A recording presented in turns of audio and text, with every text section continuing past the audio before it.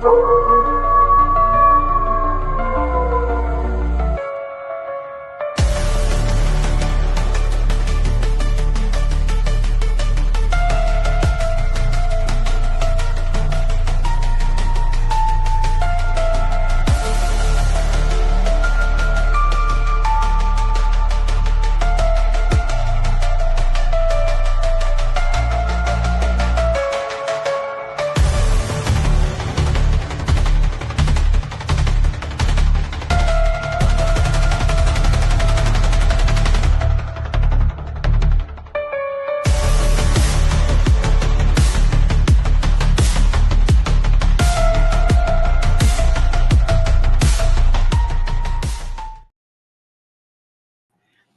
good evening, everybody. It's the Cryptid Huntress.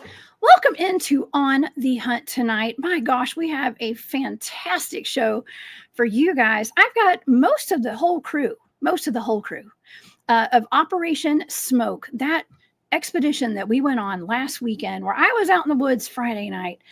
They stayed for the whole weekend and had some fantastic, wild cryptid encounters while they were out there. I got to experience a good bit of that on Friday and on Saturday as well. We have a lot of great evidence. And Doc has actually even put together a documentary teaser for us tonight. And he's working on a film on the encounters that they had out there. And we're going to show the teaser to that tonight just for you guys. And I cannot wait to get into this. It's a really, really intense area of high strangeness out in East Tennessee. Now, y'all know, if you've been watching my show for a while, that I've been wanting to get out to East Tennessee to do some cryptid investigating for a long time. And our friend Harley Owens, bless his heart, he's stuck in traffic right now. He was at the Smoky Mountains Bigfoot Festival today, and he's supposed to be here tonight. And if he can get back in time, he will join us if he can get home. But he right now is stuck in bumper to bumper traffic, as I was on my way up to Tennessee last weekend. So I feel you, Harley. I hope you're out there. I hope you're being safe. I hope you're out there getting back, okay, because we love you and we need you, okay? So well, if you guys would like to follow along with all of my shows, y'all go over and head over to the cryptidhuntress.com, and all of my shows are archived over there. I've got a calendar of events, including my next event that's coming up. I hardly will be there, by the way. Next weekend we have if I can find it, we've got the Myrtle Beach Bigfoot Festival coming up next weekend in Myrtle Beach, South Carolina.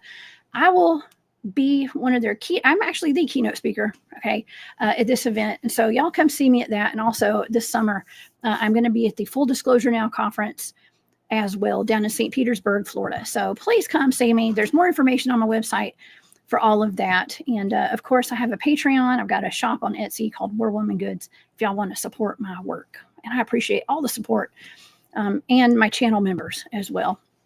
And thank you to all of my moderators. I see y'all in here tonight too. You guys are the hardest working moderators in the business. So thank y'all so much for being here. Okay, well, let's get to our show tonight. I was hoping that Drewski will be here too. I'm not sure. I can't see. I have so many people in the studio waiting to come up tonight. I can't see all of them right now. So we're just going to have to see who pops up. Hopefully Drewski will be here as well with Cryptid Warfare podcast and the CW operators and survival. Okay, so last weekend, like I said, the Cryptid Research and Investigative Team, CW Operations and Survival, executed Operation Smoke in the deep woods of the Great Smoky Mountains in East Tennessee. The area is a hotspot for Dogman and Bigfoot activity, and the team experienced intense cryptid encounters throughout the entire operation, catching some of those encounters on video. In addition to the CW operators, several cryptid researchers and content creators joined in on the hunt, which turned out to be life-changing for at least one of them. You're going to hear about that tonight. I was part of that team, as I usually am with the CW operators when we go out there. And tonight we're going to have a little debrief on everything that went down in the woods. And you guys don't want to miss this. We have a lot of pictures to show of some of the footprints that we found out there. Harley had his measuring tape, so you guys can see exactly how big some of these things are. And of course, we've got that little teaser for that documentary that Doc is going to show us tonight. All right, so in no particular order, I'm going to start bringing everybody up. Let's see.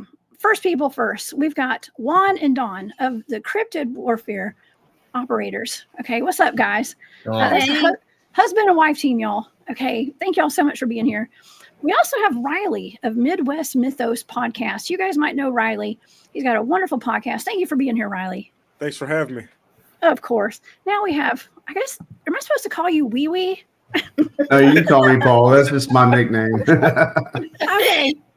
I did not see that till just now, and I about choked. I was like, what? Okay. This is our friend Paul, y'all. Paul's with CW Operators as well. Thank you for being here. You're so silly. And let's see who else we got. We got Doc Brown from Prometheus Lens Podcast as well. Wonderful podcast. And then, of course, we have Kevin with the Where the Weird Ones Are podcast as well. What's up, Kevin? What's up, everybody? Riley looking good with that clean-shaven face, buddy. Oh, dude, there's a story. I noticed that, too. It's unfortunate. It was not intended. Y'all, and we have another surprise here. Actually, I just said Harley was stuck in traffic, but we've got Harley Owens here with us as well. Let's see if we can get Harley to show up. Harley, you there? It's a blank screen. I just saw his face, though. I can see his face. You just can't hear him. Can't hear Harley, are you muted, Harley? Yeah, I can't see his face. Well, shoot. I see him. Calling from the car? Oh, there he went. Well, that was Harley also. If I see Harley come back up here, Harley was actually kind of like our host up there last weekend. This was some of his stomping ground where we were at. And I don't know. Where should we start, y'all? Where should we start? Maybe let's talk about the actual operation first. And of course, our illustrious leader, Drewski, he's missing in action right now. But here we go. We're going to try to pull Harley back up one more time, y'all. Okay, because he was our host. Harley, can you hear us? Okay. Harley, can you hear us? I can see his face. Okay. All right. We'll see if we can get that to work. Okay. How about this? All right, Paul, you're one of the CW operators. Let's get to you first. Okay, this was actually my first time going out in the woods with you, but you've been a part of the team for a while. Do you want to tell everybody about the operation, or would you like maybe Juan to do it? Which one of y'all? It don't matter. I know I haven't been on the past two recent trips with CW operations. Got the invite from Drew, and thank goodness that I was able to make it to this one because it was unforgettable. I got to meet a lot of good people, all y'all. I mean, unforgettable, and so were the experiences. So we were in the East Mountains, Tennessee, and Harley showed us the location. And on the very first night, I mean, you could just tell we went hiking down a couple trails, saw some signs, and then went and investigated a couple nights after, and it just intensified from there. Oh, yeah, it did. It did. Okay, Juan, I've been on at least one other operation with you before up in the North Georgia mountains. Yeah. Well, tell me about your experience out here, out there up in Tennessee. And did it disappoint? Because you had a lot of activity out there, right? Yeah, it had a lot of activity. Yeah, it didn't disappoint at all. It was a eventful 2 nights that we were up there. So we started off with first surveying the area, get an idea of what places we can head out to, and then we set up to do a nightly mission out there. Once we figured out a location, we went out there and we investigated the area. And right off the bat, as soon as we start going into the area, we start hearing things going off around us, just noises off in the distance. It sounded almost like something was trailing us as we were walking in. Mm-hmm. Once we went down in there, we set up a location where we set up a bait for them. And then we went dark and sat out there so we could figure out what's going on. And it didn't disappoint. I'm sure if Riley wants to chime in on this one a little bit, it didn't disappoint at all what happened out there. And it didn't take long at all for it to start happening. Oh, man. Yeah, Riley, tell us what happened. And then we're going to get to Kevin and Doc down here in a second, and we're going to show that little teaser. But All right. tell us what you experienced, Riley. All right. So I'm gonna hit the rewind button a little bit with the first night. So I'm not going to lie. I was intimidated because I'm from up north. I'm Midwest. We don't got mountains. We don't got none of that kind of stuff. So I stayed back at base camp thinking, all right, I'll just hear everything that's going on around from everybody. Well, turns out base camp was the most active the first night. I told y'all. Did I not tell that? Did I not say that? I don't mean to interrupt, but I'm just saying we usually have more activity at base camp than we do when we're out hiking around. I'm just saying. Oh, it's a good pointer, y'all. Yeah. Stay at base camp. I was half tempted to the second night, but I'm so glad I didn't, just because how much stuff happened. But we can get into the details of it later. But we had stuff running around base camp. We had stuff messing with some stuff we had set up. And one of the weirdest calls I've ever heard in my entire life went on. But the second night, oh man, that was the night my life was changed forever. Okay. Well, hold that thought for a minute. Yeah. Okay, let's talk to Doc real quick. Okay, Doc. It was nice meeting you. I had not met you before. Yeah, nice finally meet you. Yeah. Yeah, for sure. And you had some experiences out there yourself. Now, we didn't get to hang out Friday when I was there, but you came back on Saturday. We hung out briefly on Friday. But on Saturday you were there, and you took a lot of video footage while you were out there, right? Yeah, I filmed almost everything. I had my Sony cameras and had my drone and got some good footage from the air, and it was an experience, man. I've been out on a hunt once with Harley and got some good footage and stuff from that, but never stayed the night over there or the weekend there. So definitely it was a lot more going on once the sun went down. It's kind of like that Kenny Chesney song, when the sun goes down. but we had a real good time. Oh yeah, it's always that. Like Harley was saying that, and let me see if I can get Harley up here again. He's sitting there, he's driving. Can you hear me now? We can. Oh yes, sir. All right, what's up, Harley? Sitting in traffic. This is Harley Owens, y'all. Harley spoke. You spoke at the Smoky Mountain Bigfoot Festival today, right, Harley? I did, and I had an amazing day. I just can't thank everybody enough that came out and seen me. But yeah, so that's how my evening's going. I'm crawling right now, so it's part of it. Well, thank you for being here, and thank you for hosting us on last weekend for Operation Smoke. It was my honor and pleasure. Thank you, Harley. You actually took us to one of your spots. Now, this is an undisclosed location. We're not giving the location away whatsoever, but somewhere over in East Tennessee, okay, in that area. And can you tell the audience a little bit about what kind of activity you would have before we all went out there? Well, a little bit of everything. I was listening to you talk about it, and you hit the nail on the head. There's Bigfoot, Dogman, feral people. I mean, there's all kinds of activity in this place, and orbs and stuff like that. But I'm just glad that everybody here got to experience a little bit of everything. Yeah, we did. Even I got to experience some crazy stuff that Friday night. I felt like I was always being watched too. That was a really unsettling feeling being out there. I'm kind of used to it, but that's like that one picture I showed you, that big pine tree with that Bigfoot peeking around it, and you said, "Oh, I'm gonna go over. That's where I've been peeking at." Thanks, Harley. Yes. We got I'm gonna get into that a little bit about the feeling being watched. The first night there, the entire night that I was trying to sleep, it felt like something was watching me the entire time I was sleeping.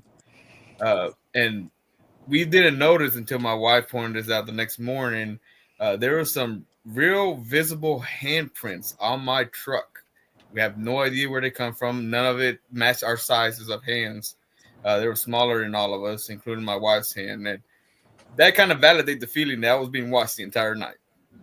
It's funny about that, though, because a little bit behind my nickname, Wee Wee, I'm only 5'4". So she's like, it wasn't my hands. Check your hands, Paul. They're pretty small. we immediately pointed toward Paul. Oh my gosh! Honestly, the handprints are still kind of on the truck right now. Are they? Yeah. Even after we washed the truck, they were still there. Wow. Really? I thought you was going to be like, no, we were never going to wash this truck again. Cut that little piece of the door out. Okay. Patina. Oh man. Well, that actually happens when Bigfoot touches something, you know, our buddy Flat Rock, I don't know if Flat Rock's in the chat tonight, but he's got Bigfoots that live on his property, and he's taken a piece of the railing off of his porch where a Bigfoot had grabbed onto it, and it left a really greasy handprint. And he actually cut that piece off and has it wrapped in plastic wrap and carries it around to show people sometimes at some of these conferences and festivals that we do. But that doesn't surprise me that the handprint has not come off. I hear that pretty often. It doesn't surprise me either. Oh yeah, well, that's one thing that I didn't even try not to think about were feral people. Harley, you mentioned feral people. Yeah, the feral people, they're all in the Smoky Mountains apparently, and you know, I tend to lean more towards that's what took Dennis Martin. Mm-hmm. Oh yeah, I actually have a little. I'm going to be in a little part of a big documentary actually with our buddy Greg Ogles. I think he was up there at the conference with you, Harley. He was up there today, yeah. Oh yeah, he's doing it. He has a new film coming out called The Vanished, I think, and he interviewed me about some remote viewing work I did on the Dennis Martin case. So that's interesting. That's all kind of coming together here. Okay, well let's talk to Kevin real quick. Kevin, what's up with Where the Weird Ones Are podcast? You had some interesting experiences too out there. Do you want to tell us about it? Yeah. Well, the first night also the weird feeling watch stuff. Obviously, I think everybody felt a little bit of that. I mean, it could have been Paul just kind of like trying to sneak a look in everybody's little tent windows and stuff. The peeker? Yeah. He had the biggest tent out of everybody. He did Yeah, too. he had a mini hotel. I don't need any more nicknames, guys. You did peek though. Yeah. But I brought my dog along with us, and she first of all, she's amazing. I just want to point that out. She's my best friend, dude, and she the first time ever that she just randomly started sniffing the air and started chasing after something for a little bit. And that was the weirdest thing. So I'm following her, and then all of a sudden there's a truck coming up the road out of nowhere too. So we got a lot of people coming up there trying to go hiking and stuff, and getting mad that we were there, but that's neither here nor there. But the second night I did see some eye shine and a lot of, like Juan said, the sounds of being paced on both sides. Yep. So Harley, tell them about those owls that we heard. Yeah, the owls blew my mind. You know, it was me, Paul, Jessica, and I was there. Drewski. Yeah, and we were going down in that holler where we had initially done our second night, where we sat out. The owl hollered first. Then there was something after the owl that sounded like something trying to mimic the owl, and that was wild. It sounded like a 900-pound owl, kind of. Yeah. It just sounded odd. You know, the first one did sound like an owl, and nothing, but it was just the opportune moment. Do you know what I mean? Like it. Why did it do it when we were down there? Like when we finally got down to where we were going, we were just kind of listening out. It kind of felt like we were surrounded by something out there, and then those owls started going nuts. And I've heard a lot of owls in my lifetime, but I had never heard anything like that ever. I ain't never heard an owl What like was that. What was weird is that they would stop, and then as soon as we started making our way again, they'd start again. You had their normal owl call, you know, hoo hoo hoo. But then the other one was like Liberace owl, like wow. See, and that's what I was hearing at base camp, and it sounded like it was right outside of base camp. Oh, 86 says owl man. Oh man. You know, a lot of times when people have experiences with owls out in the field, I'm not saying that this is always the case, but sometimes there's an ET element to what's going on out there. Some kind of extraterrestrial element. Oh yeah. Yeah. Well, one of the comments that popped up, it said the handprints, they look very like human handprints on there. Just in a lot smaller size. And we were camped out by a graveyard. Yeah. Okay. Yeah. And there were children. Dawn, you and I walked around and looked, and there were several children buried out there, right? Yeah, there was an 11-year-old you said you saw when we were out there, and that kind of puts that handprint in that age range, I want to say. Yeah, it definitely was around the size of like my son's hand. I think he's 10, about to be 11. So could have been. It was a small handprint, but I think that brings another element into what we were out there doing, because I've never camped out in a cemetery before. Okay, I mean, Well, see, right there. the thing about that, Sitting though, up with the dead. Yeah. well, I know our last night we did see orbs, like an orb, which me, Brian, and Andrew investigated, and we were speculative that it might be like the Tennessee Wildlife Shack, but it wasn't. And I know orbs and Bigfoots go together, and I mean, there's just a lot there that didn't really have an explanation. Like, because I'm wanted to be a person of reason. Like, if I see tree formations, how high is the water table here, so forth and so forth. You know, to see if it's maybe a naturally occurring structure. And those, especially when we went back, and we can get into it later, Harley. That first, that major tree formation we found near the hog pen. The second time we went back there is green foliage twisted up in it. Yep, exactly right. You know, like we were in there prior, you know, some of that stuff was there, but then when we went back that night, they had added more stuff onto it since we were down there. And that blew my mind. I was like, I knew they were down there whenever we were down there. I was like, I know they're here, because those were so fresh. Oh yeah. Oh, how about this, y'all? Would y'all like to show the teaser? Okay, because we've given a little bit of information about like what we experienced out there. And Riley, I know this it affected you probably the most potentially, because you said it was pretty life-changing, right? And I think that Doc's documentary teaser, okay, is going to. I think that you guys are really going to enjoy this. So shall we get it started? Okay, let's do Absolutely. this. All right, I'm going to go ahead and add this to the stage here. And all right, do I have to play this? Let's see. There we go. This is ancient. Goosebumps. This ain't new by any means. What's here has been here longer than any of us ever have.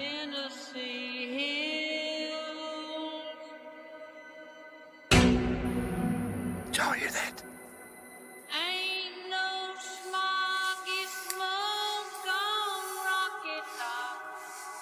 Dude, my whole paradigm has been shifted in the last couple hours. We are hearing some noises. Nope. That ain't a fucking deer, boys.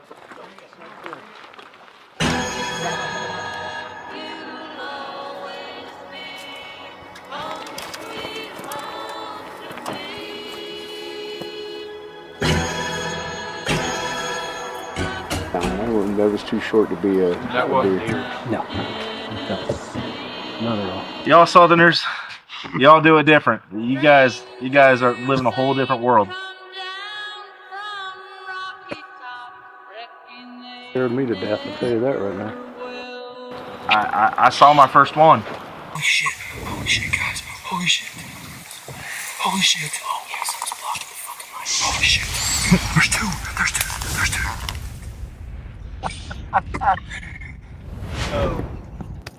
Oh man, that's amazing.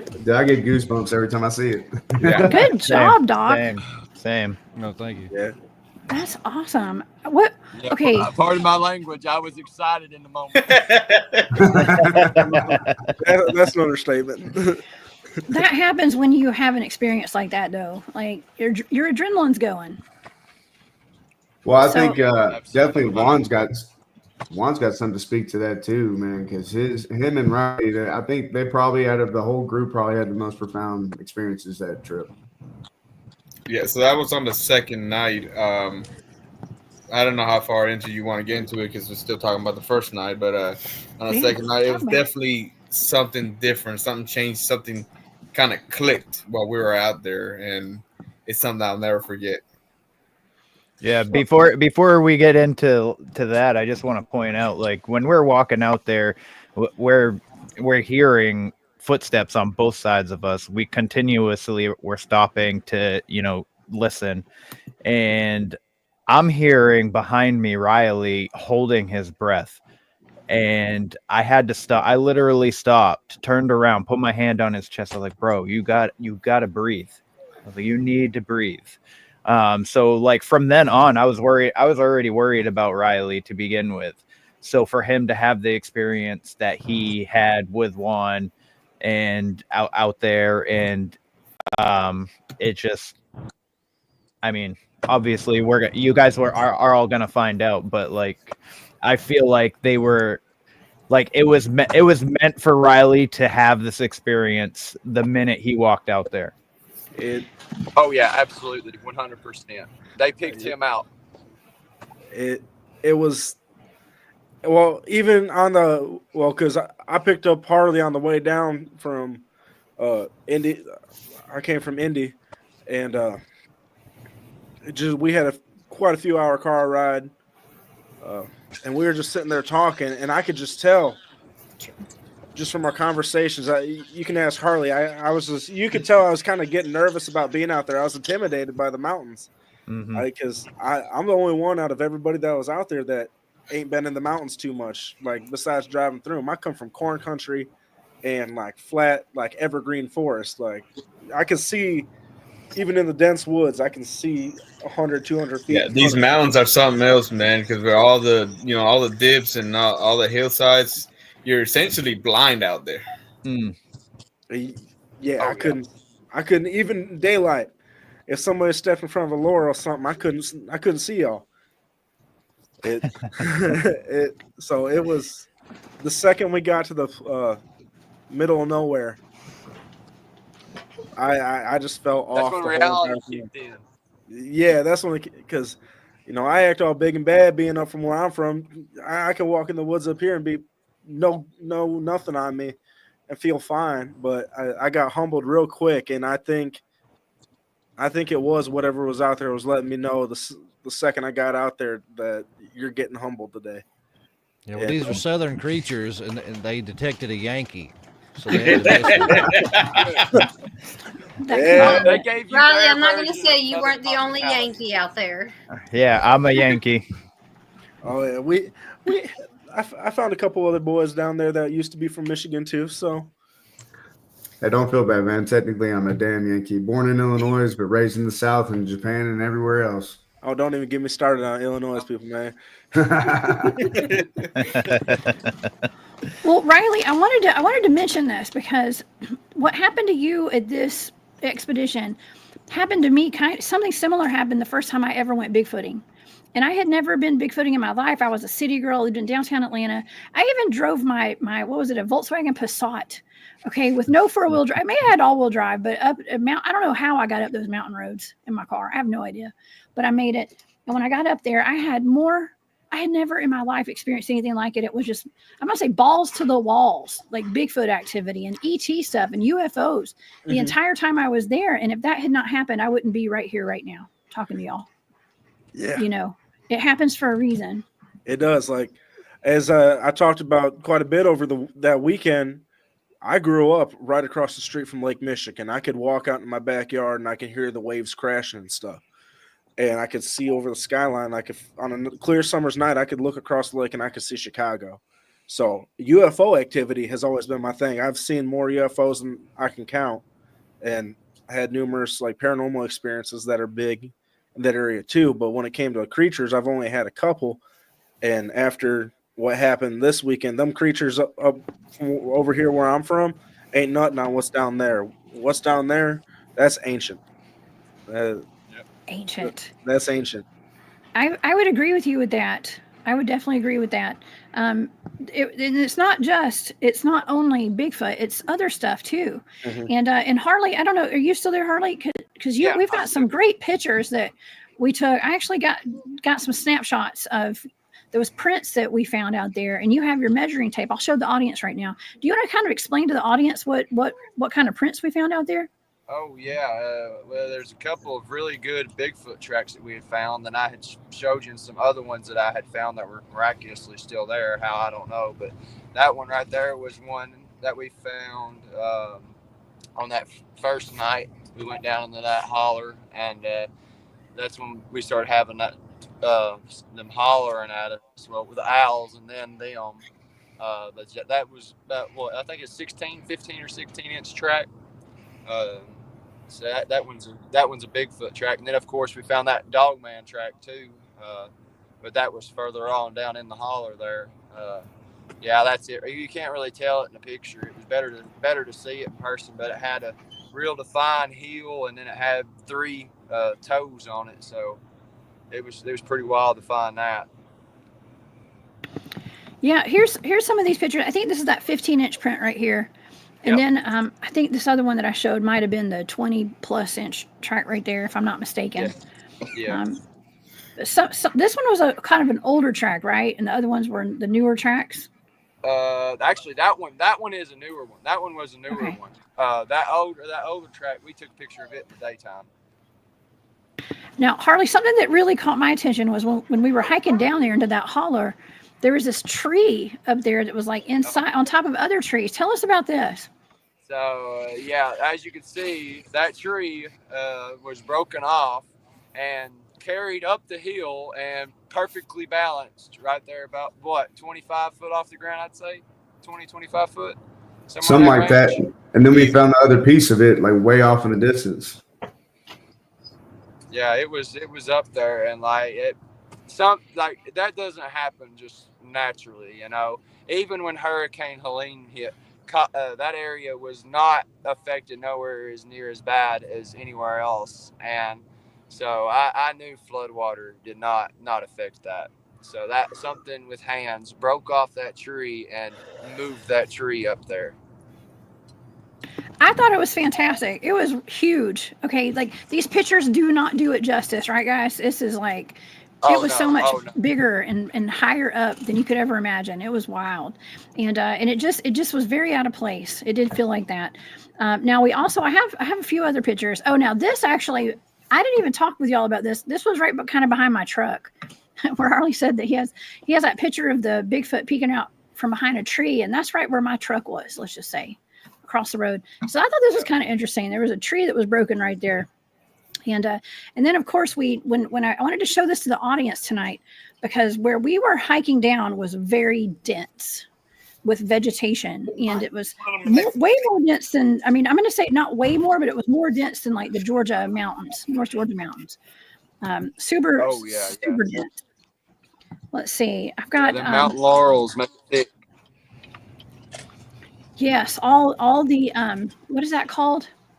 I can't remember the name of it, but there's just a whole lot. Now this is us hiking down. This is going down into the valley down there, into the holler, I guess. I just got some pictures here, and this is to show you how dense it is, y'all. Okay, so this is an area, right, Harley, that like people don't go out there often, right? No, nobody, other than Mike.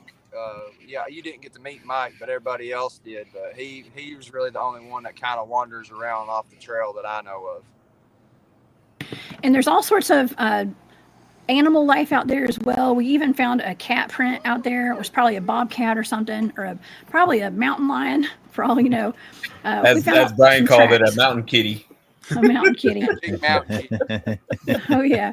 And what was super impressive also was when we got down to the bottom of the holler, I guess we're gonna call it, there was actually a bunch of trees kind of folded on top of each other, right, Harley? Would you like to talk about that? Yeah, I had found that March 29th of this year, and they have since added stuff onto it since then. And that night that all the stuff happened, and Riley and everybody else, they had added more stuff onto it since we were down there that day. We got video and picture evidence of that too, showing. Yeah, we got video and picture evidence of that. And this, okay, y'all. So for people who don't know, Harley, you are 6'6", super tall, and Harley's like reaching up to touch that right there. It's got to be 7-8 feet high right there. That tree. So. That's the end of the tree where the root, the root ball, whatever, was up in the air. And these are this is the structure that y'all are talking about that actually was added onto. And Harley, you showed me that on Saturday morning, that it had sticks on it, and it looks so primitive. And it really does take a trained eye. When you've been doing Bigfoot field research for a while, you notice things like this. Yeah. And, super impressive. You said that your buddy David Pardue. David Pardue. He said, yes. Duke the sticks right there, it was correlation to how many was in the family, right? Yes. Sorry, I'm yelling at my dog. Yes, it's he said that they take sticks and lay them across like a log, and it tells you how many are in their family group or their clan or their pod or whatever you want to call it. Yeah. And that's what that was right there, Harley. Yep, absolutely. Yeah. So whether there's 4 or however many more are in there, like that's just to be determined. But we definitely had sounds all around us that night in that area. That was Saturday night, right? Yep. Yeah. Just like for context too, like that trailer you guys seen, there was 2 of those sounds at base camp. The one where you see Kevin looking at the screen, he's wearing his red shirt. I was interviewing each guy, like debriefing them and talking about what they'd seen. And Kevin was in the middle of his story. And then all of a sudden, and it was Harley shared it on his group, and another person in his group noticed this. They're like, everything started off with a rock throw. We were like, what? And I went back and got to listen to that. Sure enough, while Kevin's talking, you hear this loud just thud out of nowhere. And then all of a sudden, you start getting these crazy hollers, man. I mean, there was 9 of them. I counted 9. And Kevin stops, and in that video, you see he's kind of looking around. Because you couldn't hear it because we had that music playing over the top of it. But when that happens, he was like, well, that's strange. Yeah. And then all of a sudden, we had 9 in a row, man. And then we had a distinct, Whistle. loud whistle. And then that's when you seen Kevin jump up. Yeah. And I can't remember if it was before or after that. We heard, all right, so if you ever heard bucks in rutting season, they do that whistle. Yeah. We heard something like that, but it was a lot more exasperated, a lot more longer range, and a different kind of pitch. Yeah. So It was not. Yeah, that's why you saw in the deer. He's like, that ain't no deer, boys. You know, I actually have that video that we could. I don't know if y'all want to play it tonight, but I can share my screen if y'all want to see it. The little clip of Kevin. Yeah, sure. Should we show it? Okay, I'm gonna try to share it on my screen here. Okay, because it's on Facebook. That's okay. I want to thank Firewater. Thank you so much. It says, I don't mean a thing without Miss Jessica's twang.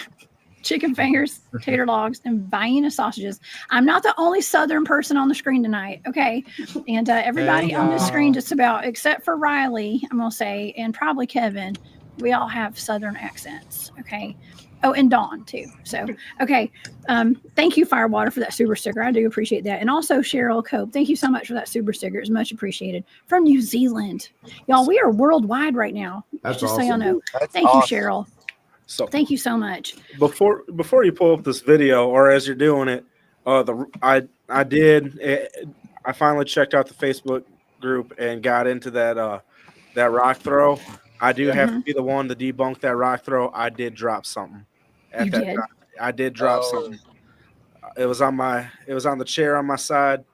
It was either my wallet or my water bottle. I can't remember, but I did drop it, and it did line up with the time. Hey, that's what You it's about. son man. of a bitch. I had to come You clean. shithead. Yeah. Uh-oh. Damn it, Oh, Riley. now you're going to have to change the documentary, I guess. I'm just kidding. Dang it, Riley. Well, none of us even noticed it. It was somebody that watched the video on Harley's group that had said it, and we was like, "Holy shit! Yeah, it started off with a rock throw, man." Yeah, no. That's just part of it, y'all. You know, it's just part of it. You know, we were caught up in the moment, you know, and it's part of it. Well, that's the importance of documenting stuff, because then you can go back in a cooler, cooler measure, and you can go back and like analyze stuff a lot clearer headed. Because when you're in the moment, you got everything going through your mind. Absolutely, absolutely. Okay, y'all. I'm sharing my screen, and for some reason, I think we have too many people on here now or something. I don't know. Y'all can't see that, can you? I'm sharing it. No. Okay. All right. Well, it says stop There it sharing. goes. Oh, here it goes. Okay. I think it's going out. I'm gonna say I got them. Here we go. Okay. Let me see if I can play it. Okay. Here we go.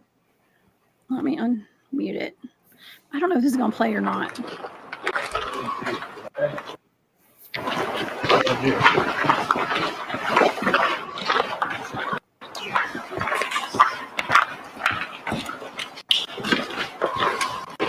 and we are hearing some crazy noises right now. We are hearing some noises. That ain't a werewolf.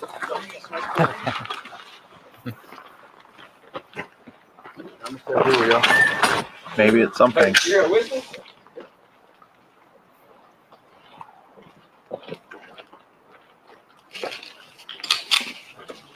Watch out behind us. Watch out behind us.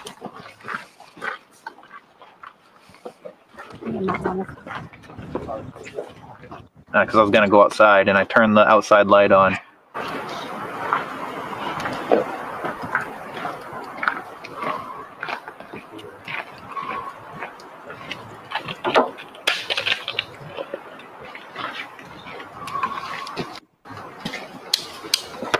That's pretty interesting. We're just watching it from the beginning.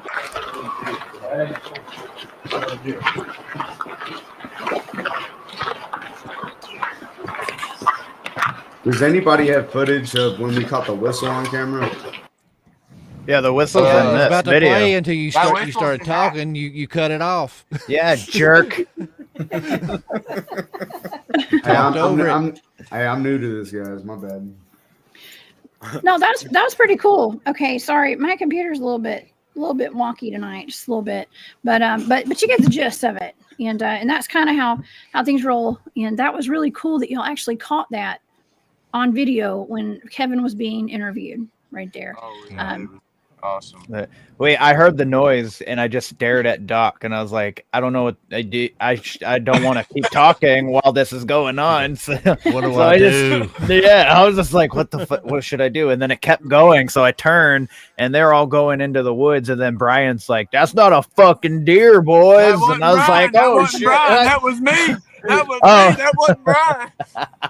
I thought it was Harley. Brian. Either way, I was like, I should get up, and then I hear, look out behind us, and I turn. That's why I fucking make that 360 turn. Well, that's how they do. I wasn't trying to put my ass in the camera on purpose. I promise. Yeah, you yabba dabba dude it for a second. Yeah, He was showing everybody those Dude. sweet cheeks. What's funny though is when that happened, I was in my tent at the time, and I see Brian and Andrew gunning it for the woods, and I come out full going with my Yeah, here comes. Oh my goodness. He got a little excited and dropped off did. there. Yeah. Well, He Harley did. was actually in a hammock tent. He was in a hammock. He came out in a was. hammock right on the trail where we were going down. Now that would have been a little unnerving, I guess, like being right there. Of course, we were all camped kind of close to each other, everybody out there, but at the same time, that was a little unnerving, I would think. Harley told me he didn't sleep on Saturday night. He stayed up. Let me tell He you, did. we did not sleep in our tent because I felt uncomfortable being the first time. It was my first time being out there. Yeah. What did you think about your first time? Did it get you hooked, or do you not ever want to go back? Yeah, I'm hooked. I'm a firm believer in like spirits and stuff. She's got the fever now for it. Yeah. Oh, yeah. I've Nice. already talked to Drewski about going to caves, about going out on another one. Nice. We did do the Skinwalker Cave last year, about a year and a half ago, I guess. That was unnerving. That was interesting. So I don't think any of you guys read that one, were you? That was me and Andrew Drew. shared it. Yeah, Andrew shared it that night when we were all out there. Man, it's pretty unnerving just listening to it. Oh yeah, that was wild. Harley's back. Harley, did you hear? I was telling everybody about you sleeping in your hammock out there on the trail where all the activity was happening. How'd you feel about that? He's speechless. Oh Can yeah, you like, hear He's that was insane.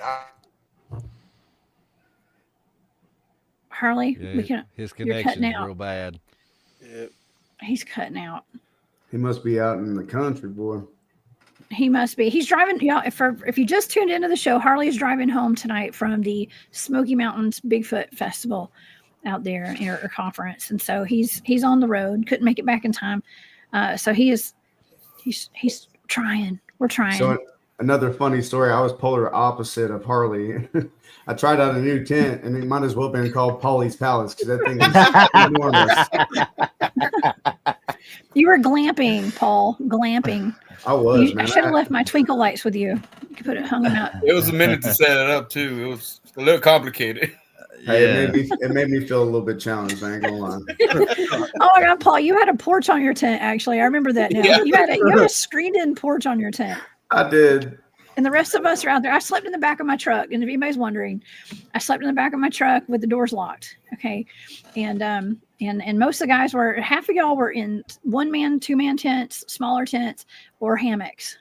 Okay. Most people a lot of people are in hammocks out there. So, being the Dogman and Bigfoot burritos, it's good cover for me because I know they're going to go for the Bigfoot burritos first if anything attacks at night. So, no, I'm not trying to throw anybody under the bus. I just know better. Okay. I slept in hammocks plenty of times out there. But Riley didn't sleep in his hammock the first night because it got wet from all that rain. But that second night after his experience, he's like, fuck that. I'm just going to sleep in the car. Yeah. So we got downpoured when we tried to do a little bit of little research out there that night, the first night, and it just opened up on us. We're about halfway down the trail, a good distance away from camp, and it just opened up on us. We got drenched. We came back so soaking wet, like everything. Yeah. We were the four of us. So it was Juan and I'm sorry, I forget your wife's name. Dawn. And then Brian. So the four of us were out there and it started raining and I radioed. I'm like, hey guys, just so you know, it's going to be a lot harder to hear shit out here while it's raining. And then Jessica's like, well, we're headed back to camp. I was like, well, I guess we should too. But we were pretty freaking far out there. Yeah, we're a good ways out. And we start walking and Juan's leading. And then it started torrential downpour. Brian's like, all right, Juan, let pick up the pace. And so we start hoofing it. And then, oh man, I got soaked. I had to take most of my clothes off and put new clothes on. We didn't go out there anticipating that it was going to start raining while we were out there. So none of us had our rain gear. Well, I had my poncho, but that's right. Did nothing for me. I was still soaked. And you guys came back with a bang. I remember that when you came back in the camp. I wasn't gonna bring it up. Might as well. Hey, here's the funny thing. Tell the audience what I'm referring to, please, somebody. So I got this one. So I'm already at base camp. They're making their way back. I'm looking over the hill. All I see is 4 headlights just bobbing, making their way back. It's pouring down rain, and all of a sudden we hear, pow! And we're like, "Are y'all good?" Well, apparently we had a perimeter line set there, and when not to call you out, Juan, when he went to go underneath, go ahead. It was me. All right, go ahead, say it. I almost ran into one too, and if I had not, I think Dawn, you helped me. Like I saw it when I was walking with you. I think I almost ran into it. I wasn't paying attention. Yeah, all I gotta say, they worked. Yeah, that's why I accidentally set it off. It was just like a fishing line. Okay, it was a little thicker than a fishing line, and you couldn't see it. So they were trip wires, y'all. If anybody's wondering, we had like kind of trip wires around the camp, but the only people tripping over them were us. Okay. Yeah. It was funny. So note to self. Okay, note to any researchers out there. Just know you're probably going to trip over one, especially if it's pouring down rain and a torrential downpour. And so that happens. That was really funny. Actually, the first night, Harley and Drewski and I kind of stayed up. We kind of stayed up a little later than everybody, I guess, kind of keeping watch. And I think we stayed up till about 3 or a little after 3 o'clock. And it was rainy. And I got to say, like, it was really kind of unnerving because I really did feel like something was, even when I got in my truck, I was like, I just felt like something was like watching me inside my truck, and I got tinted windows and everything. Yeah, that's one thing we couldn't shake off, and we ourselves have tinted windows in our truck. We did sleep with the doors locked, of course, but it's just that feeling you couldn't unshake the entire night. Mm-hmm. Yeah. I was pretty comfortable, but I did feel like something was out there. I had a truck bed tent, and I used I put a mattress in that bitch, and then I put the tent right over it, and I was comfy cozy, but I'll show you a picture of the setup so everybody else can see it. Hold on, let me dim my light. I guess that was a nice. I've actually got me a tent to go outside my truck too. I hadn't used it yet. It was nice. You and your dog, but you had your dog. Your dog was very well mannered and well tempered to be out in the woods with Bigfoots and stuff. Yeah, And I was super impressed. she's awesome. That's a view from the inside of the tent with Rizzo is her name. Here. Okay, I was gonna try to get your picture bigger on there, but I can't. Rizzo is awesome, y'all. She's a little pit bull, and super good. I know. There's no way I could take my whiny dog out there. I love my dog, but she would have been a complete hot mess out Dude, there for sure. I want to say that we ended up walking out a little bit further into the woods on a Friday night, and maybe during the day on Saturday. I can't remember. It was either or. It was still light out either way. And Brian, this big dude who looks like he'd probably rip your head off, like probably one of the sweetest guys I've ever met. Yeah, he's a Marine. Yeah, he looks like a GI Joe. So, Kinda, right? So my dog ended up staying at base camp, and some lady came up with a random dog, and he basically was like threatening her dog to get away from my dog, like trying to protect my dog and stuff. And I don't know. When somebody who I don't even know cares about my best friend as much as I do, it means something to me. So I just wanted to share that. Oh yeah, your dog did great. I was super impressed. I think a lot of dogs in that case, like being out there with all that activity we had going on, they probably would have gone nuts when the crap hits the fan. Do you know what I mean? And the crap hit the fan out there, didn't it? Quite a few times. Yes. Yeah. Let me she's say, an older Saturday dog too. night, as we were going into the area, I had the thermal scope on me, and I was just watching the ridge line, and I swore up and down, and Doc was right in front of me. I said, "There's something up there." It stood straight up. It bent down, stood straight back up again, bent back down, and then it was gone. Oh wow. We got a question. Scott just got here. Where did we go? We were in Tennessee, Scott. Okay, just so you know, we were in the Smoky Mountains. That's all we can say. Somewhere in the Smoky Mountains.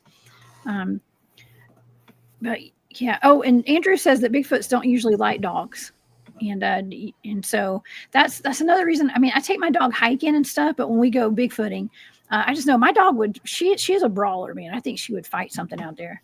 Yeah. Right off the bat, she'd go at it.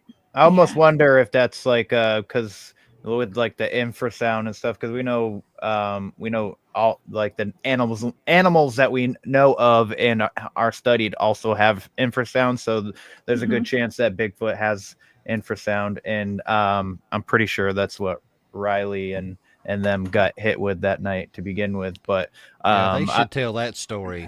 Let's hear that. Yeah, I wanted to say that real quick before they do. Maybe that's why my dog, every time we started walking out into the woods, she would walk 10 feet into the woods, stare at me, and be like, "All right, fuck this, I'm going back to camp." She did.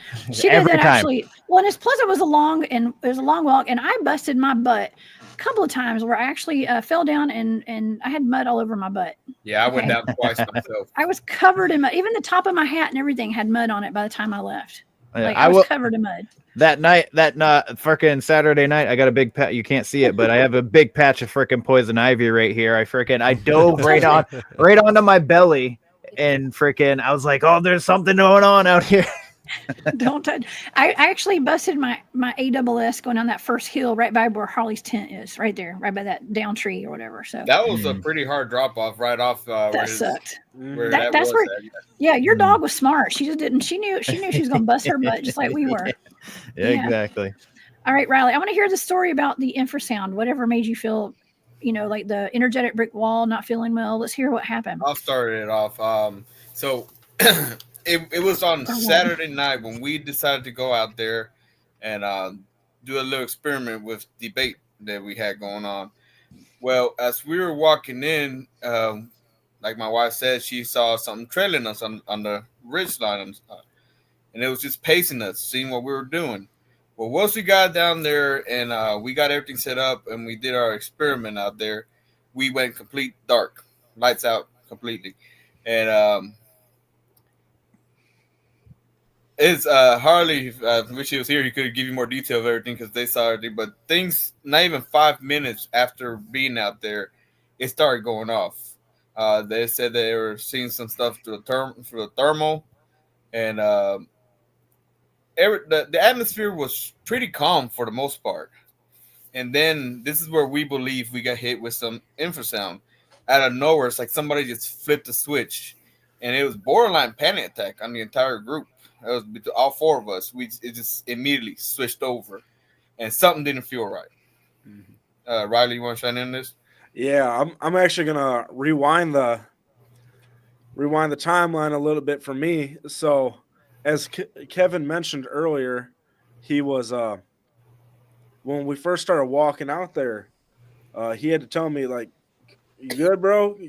You're holding your breath." I didn't realize I was holding my breath, but that was right about the time that Dawn saw the thing going up and down on the thermal. That's about when we were, because I remember you stopped, Kevin, before you even talked to me, and you were just looking up in the ridgeline because you either heard or saw something. I can't remember what it was. But from then, I just started, getting a little anxiety, a little bit uneasy and stuff. And as we kept on going down, and we did get to the area where we put up the bait and where the tree structure had noticed. So I split off with Drew, Doc, and Harley when we first got down there before we went and laid low. And we noticed the foliage was green on the structure, but I looked down and I saw a fresh print, and I called it out. Everybody came over, and that's when it really hit me. Like I just started feeling like the dread and stuff. I was like, this just happened. Mm-hmm. This print was not here earlier, and it was big. We couldn't get the tape measure out and stuff out at the time, but I mean, I have a pretty wide foot, and I wear size 13s, and it was quite a bit bigger than my foot. But I got that all on video too. Yeah, because that's where the special Squatch made their calls. We'll save that one for that if you put that in. But yeah, so when we go and lay and get dark, it's in the back. We have Drew holding the flank, then me and Kevin and Harley, and then Doc, and the rest of you guys, Juan, Dawn, and who else? I think that Paul was with us. No, because Paul came. No, yeah, Paul and Brian stayed at base camp first. We came after y'all. All right, so we're all sitting there, but the four of us in the back, Drew, Kevin, and I. So I'm seeing stuff in the back. I'm watching our six. I can't see my hand, but I start seeing these like little dots and stuff out there, and then we realize some of them are fireflies, but I'm starting not to think some of them are after what Kevin saw, and we can let Kevin get to that here in a minute. But we start hearing stuff all around us. Kevin's like, "You hear that? Do you hear that whooping in the distance?" And I'm like, "Oh, yeah." And it's just everything. This is my heart start racing and racing. I start feeling dread. And I know I can just feel it. Everything, we're surrounded on all ends. And then Harley with the thermal starts saying what he does at the end. He's like, "Oh, there's two of them."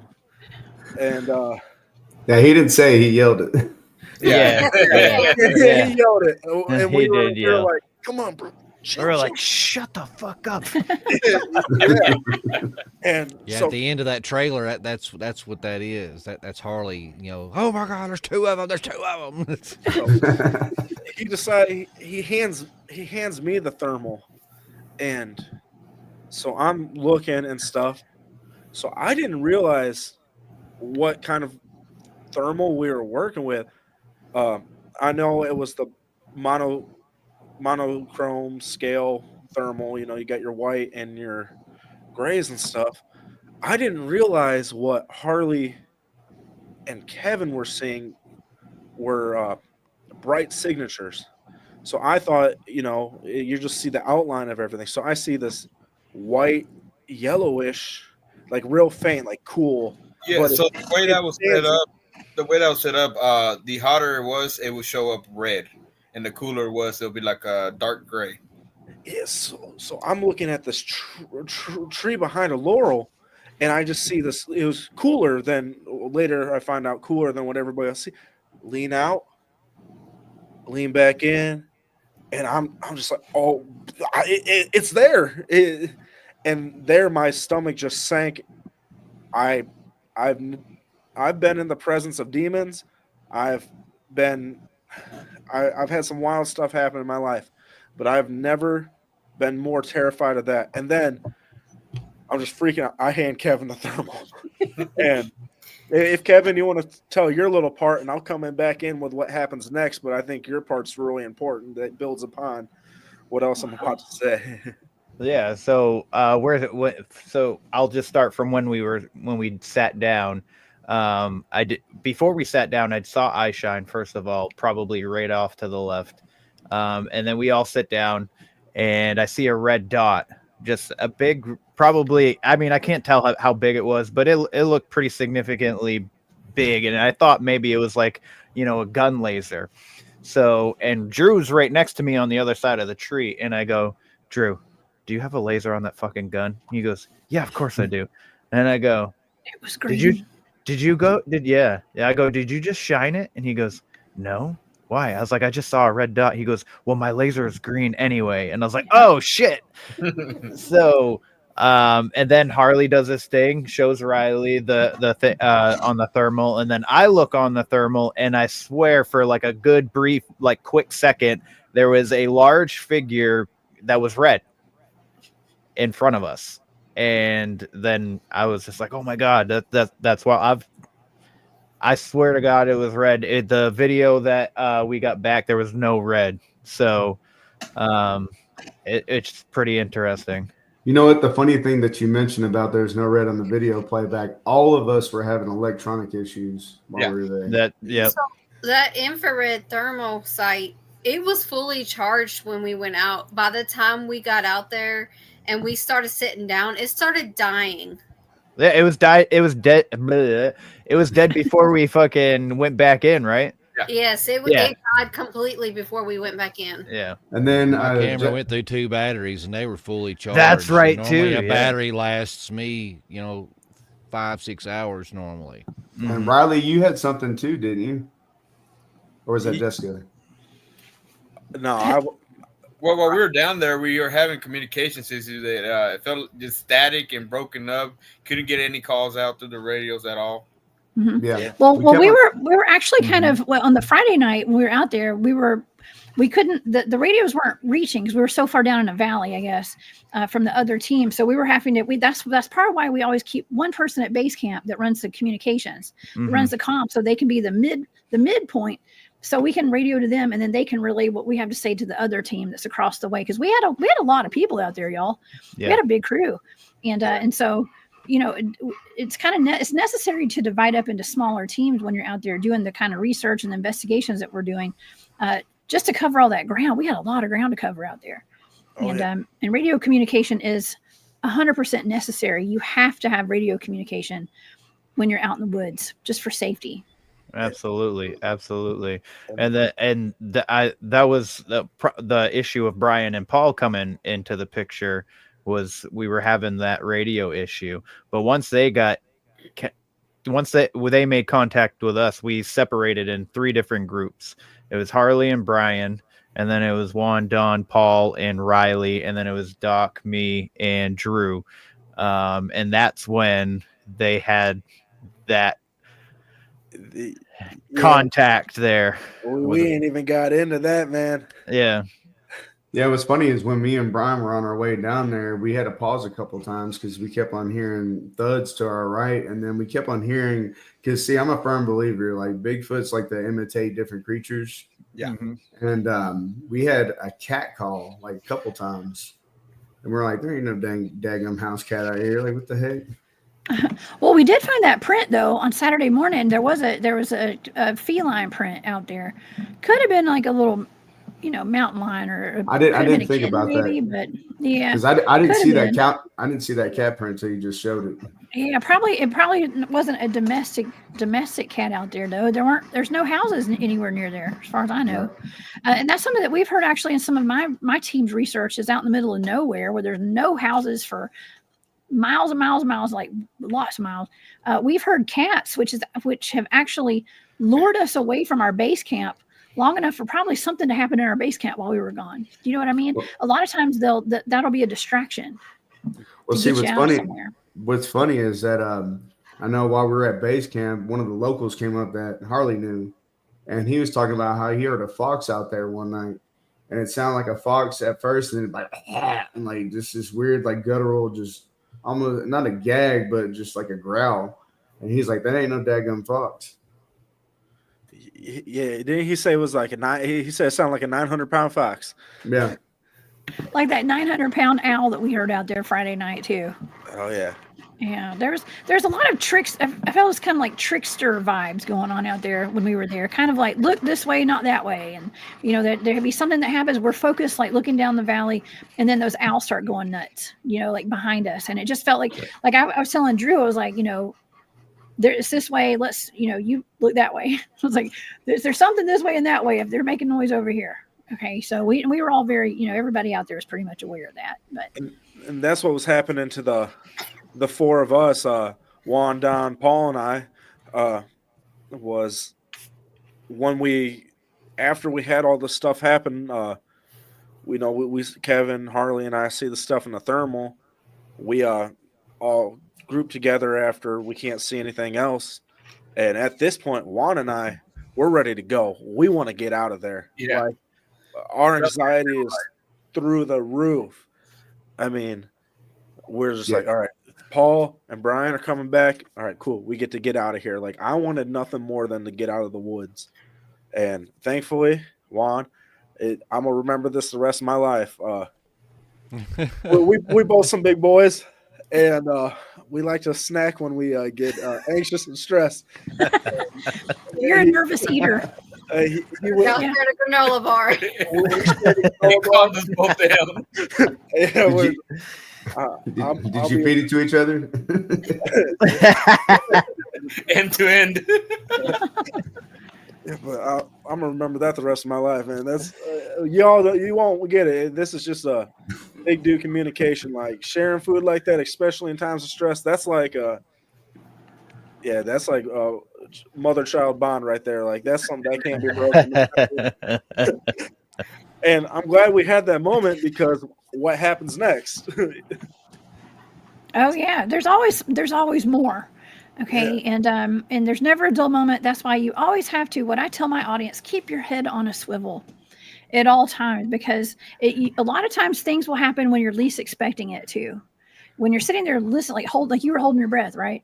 Uh-huh. And you're holding your breath and you're listening, and you got to remember to breathe for a minute. A lot of things may not happen at that moment, but it's like when you start laughing and joking with your buddies and you're not paying attention, that's where all the craziness goes down. Yeah. Well, that goes to show, like, if you're looking for something, a lot of times you're not going to see it because you're just hyper aware. But if you just slow down and pay attention to your environment, you tend to notice things out of the ordinary. That's right. Absolutely. Oh, yeah. Absolutely. So freaking when you guys left, that chem light that we had over the bait looked like it started. Sorry for the audience. It's a glow stick, y'all. So it looked like it was freaking moving. Mm-hmm. And Doc and I are sitting there sharing freaking Skittle gummies, just sitting there fucking eating, passing it back and forth, just watching. And I go, Drew, is that fucking light moving? And he goes, it looks like it, doesn't it? I was like, it kind of looks like it's going to the ground and then getting picked back up. And Doc's like, it looks like it's on the ground. And I'm like, yeah, maybe it is. And then all of a sudden we hear Brian go, that fucking light is moving.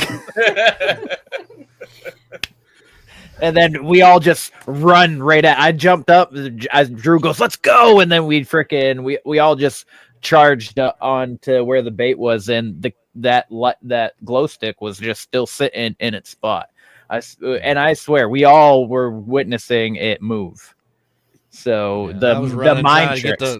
the lens cap off my camera. I'm like, oh no, I'm not ready. I'm not ready. Well, did you guys? Well, I know Bigfoot Dwarf is in the chat. He was asking, he was wondering if we got any kind of good thermal video footage. Did I you guys wish. get any of that? It was, technology being technology, with all the interference we had down there. Unfortunately, it was inconclusive, the video footage. I believe these guys what they saw, but it didn't process correctly on the thermal footage. Yeah. And it was also raining, y'all. Okay, the humidity was outrageous, so that may have had a little something to do with some of that, technology going haywire out there a little bit, but not all of it. It was also paranormal stuff going on out there. Yeah, it Mhm. was draining the batteries. I mean, it was everybody was having radio issues. Like I said, it killed 2 of my batteries, and yeah, we had a lot of technical issues. It was so bad that me and Juan actually had to leave our cell phones at the truck because the battery drainage was going crazy. Mm-hmm. Oh yeah, that picture I just showed y'all. I had forgotten that I was like I had a night vision camera, and I was actually pointed. It was while it was pouring down rain, by the way, and we were under the tent over on my truck, and that was a picture of Harley right there. I took a picture of the screen on there. You could see the cemetery in the background and Harley standing right there. It was kind of cool, but that's how dark it was outside. It was so pitch black dark out there when we didn't have any kind of lanterns on or lights on. Even with the lights on, I had my twinkle lights on in the background behind me, but still. Didn't we have something weird happen? It was dark.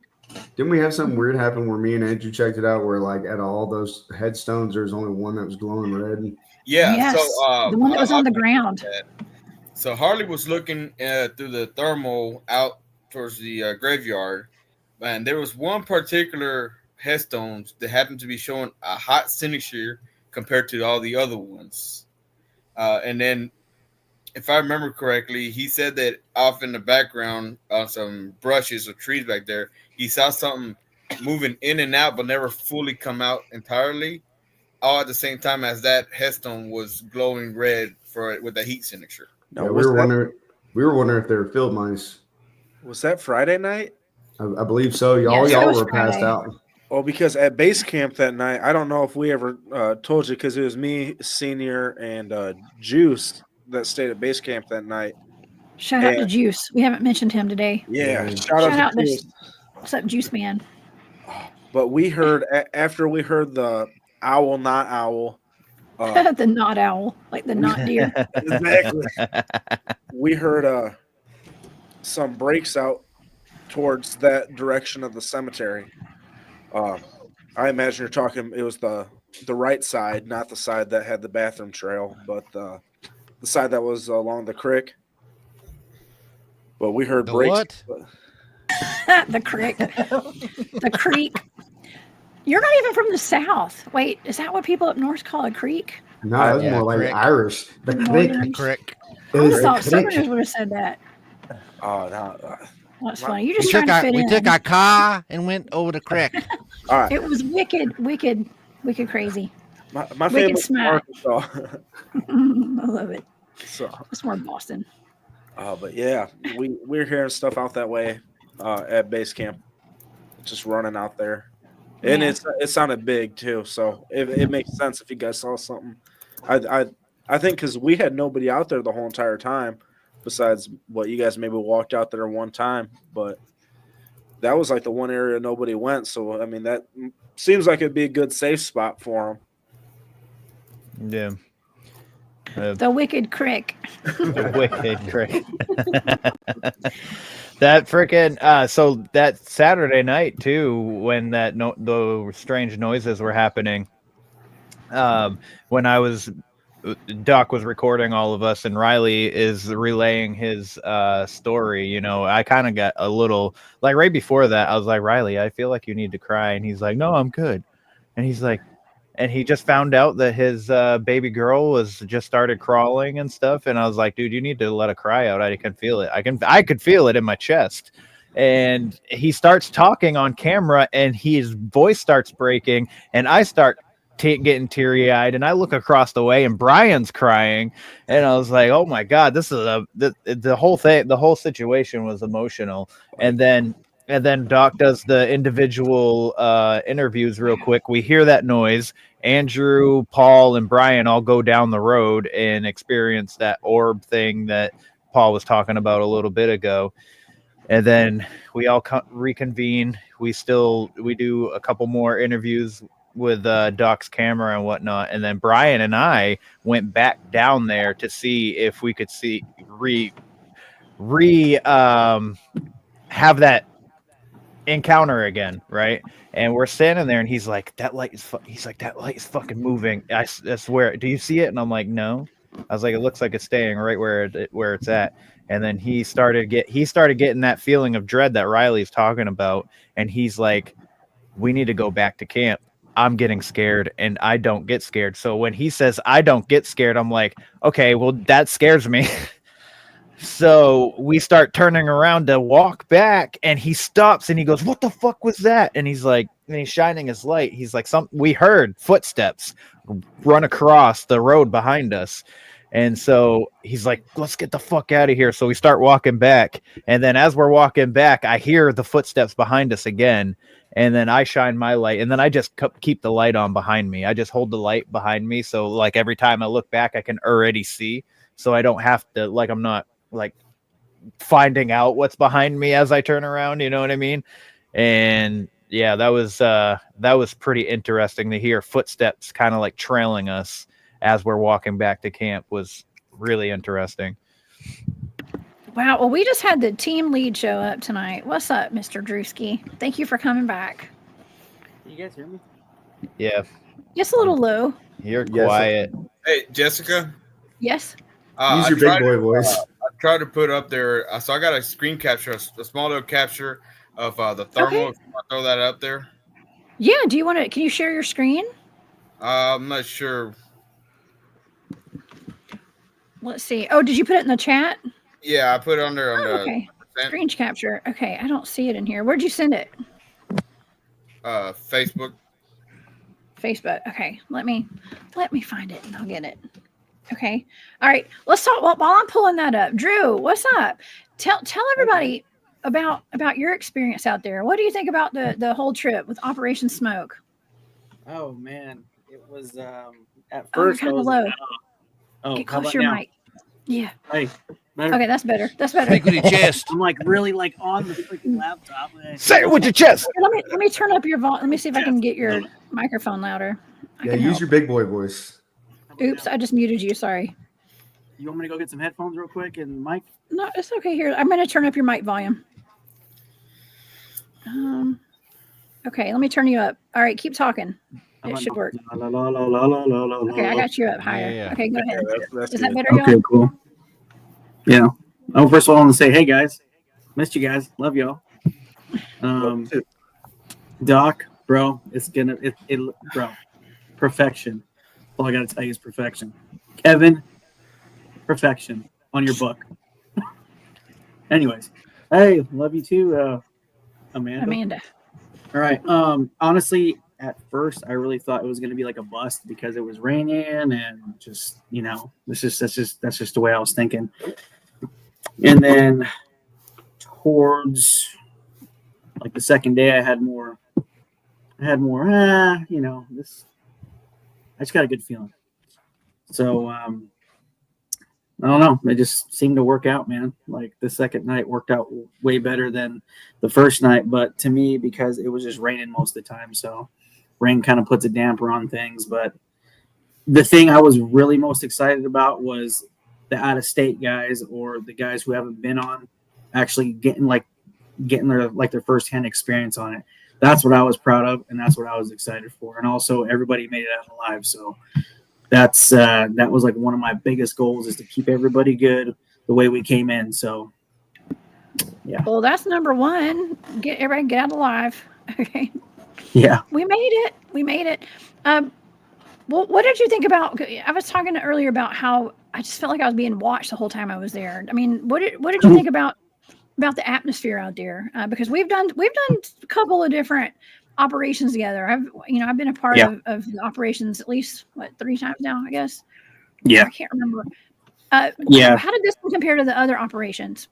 Yeah, you're right. I think out of all all the ones I've been on, this one's probably like the most exciting, and of course because of the freaking people we have on here, but also it was all because of me, Yes, 100%. And Rizzo, Rizzy girl. I should have brought her down here so we could have her on camera, but I did not. Yeah, for real. But it was actually really cool that we camped next to a graveyard. That was really cool. And other than that, with the whole atmosphere of everything, the snaps of the trees, like the weird owl calls, just the whole mimicking and the I should say Bigfoot structure that Brian and I found. That was actually pretty cool. And then also on the second night, that was actually really, really straight up blood flowing. Let's get it. That was good. Really, really good. Now you guys actually kind of set up, I don't want to call it a trap. Okay. But you guys set up some bait, and listen, I always used to volunteer to be bait, and I still do. But you guys actually use like pretty real bait kind of. And we had that, I guess that hog trap kind of thing was down there. Tell me about your strategy, Drewski. Yeah, so I kind of relate it back to example, because in Colorado I used to hunt like a lot of elk, a lot of antelope and coyote and stuff like that. And when we ran into like that boar trap, I was like, you know what we're doing right now isn't really working. I'm gonna try to set out some bait, but I need certain items to do that. So I was really trying to thinking off the cuff, and the items I got and was given freaking worked out really good. So, and that's, I don't know. To me, I was just throwing up a Hail Mary, hopefully it worked, and it felt like it did. Working on the fly. Yep. Yep. Thinking on my feet. So I pulled up that video clip if you want to show it. The video clip. Oh, okay. Let's see. Did you present it at work? Did you? Yeah, I put it up in the present. Okay, it's not on here. Oh wait, here it is. Sorry, I see it now. There it is. So that's the screen capture of the thermal. Yeah, it's the thermal. Oh, is that different? Okay. Oh, that's the one that you showed. Okay, that was the thermal, everybody. Sorry. You know what? I think I can't show yours. It won't come up until we take this one down. So here, let me take this one. Oops. I'm just going to show that one more time. Okay. How do we get this one out? Kick from studio. Okay. Kick. Yes. Let me kick that. Okay. Now. Oh, wait. Did I just kick them out of the studio? Damn it. I'm so sorry, Juan. I think I just kicked one out of the studio. I didn't mean to. I was like, no, I'm going to kick them out of the studio. Yes. No. Juan, please come back. We don't want two. We don't even want one. Hold on. What is this? Is this it right here, maybe? Okay, Juan. Sorry about that, buddy. He's got the string ran to the tree right over there. It's hooked up to a blank. It's going to be attached to the bait. If something takes it, pow. Pow.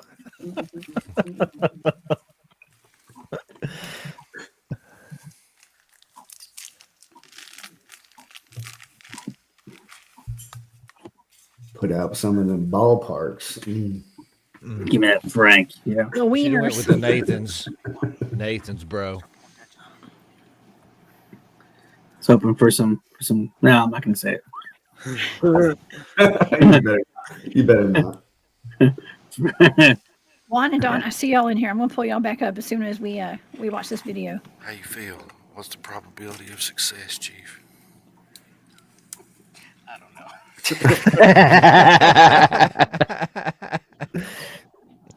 I'd say it worked. Right? All right. Is that the whole video? Yeah. Is that it? Okay. Yeah, it's just a little clip. Let's take that down. Let me pull up our good friends Juan and Don that I just kicked out of the studio by accident. I'm so sorry, y'all. It's all right. All I heard was is it this button to kick, and that was it. Hey, what does this button do? Yep. That's my life story right there. That's Okay. okay, because I'm the button pusher of our family. Of course. Hey, my good buddy Flat Rock's in here. What's up, Flat Rock? He's out of Alabama. He's also got Bigfoots on his property. And thank you for being here, Flat Rock. Yeah, we need to go down to Flat Rock sometime. Yes, we do. That's a great place. Yeah. Okay. So Or Maine. Just throwing that out there. Yes. So just a quick question: When's the next time you think all you guys can get back down to Tennessee? up to Tennessee, I can come anytime. I can be up there anytime, y'all. Especially at that Take spot. me about an hour. I know you're like right down the road, Doc. Especially at that. I'm Drew, gonna. You want to take him to the caves? I'm down. I really want to go to Maine, bro. That's me. I ain't never been that far north. I'll go to Maine. Oh yeah, the big W. People don't like saying that word. It's the Wendigo. I'll say it one time. Hey, that's my least favorite cryptid. Those are the only ones that give me the heebie-jeebies like nothing else. Because they eat people. Well, they sound like prime babies and try to pull you in like hell. Yeah, Doug. Hey, Rod. There's Rod. Big Bear County. Yeah, Bear County Bigfoot. What's up, Rod? Yeah, I mean, well, pretty much all these cryptids, Paul, will eat you. I'm just saying. Yeah, it's just a matter of how you want to be eaten by what. It's something about the Wendigo's trickery, man. I don't like it. Oh, yeah, not only that too. Like certain ones are harder to kill. I got a list on each one on how to kill it. I really do. I have 100%. I got a list on each one on how. It's almost kind of like Batman's contingency plans for each Justice League, right? I have contingency plans for each cryptid on how to kill them. No joke. I will send you the list. Oh but yeah, we're gonna do that. Yeah, listen, this is real life stuff that we're doing. I mean, we're doing this is we're putting our lives on the line here. Yeah, but it's no joke. Yeah, but out of all the cryptids, Wendigo is the hardest to freaking kill. Straight up. What about the S walkers though? Because you know when we went to let's just say the skinnies cave, the skinnies, yeah, the flesh walkers.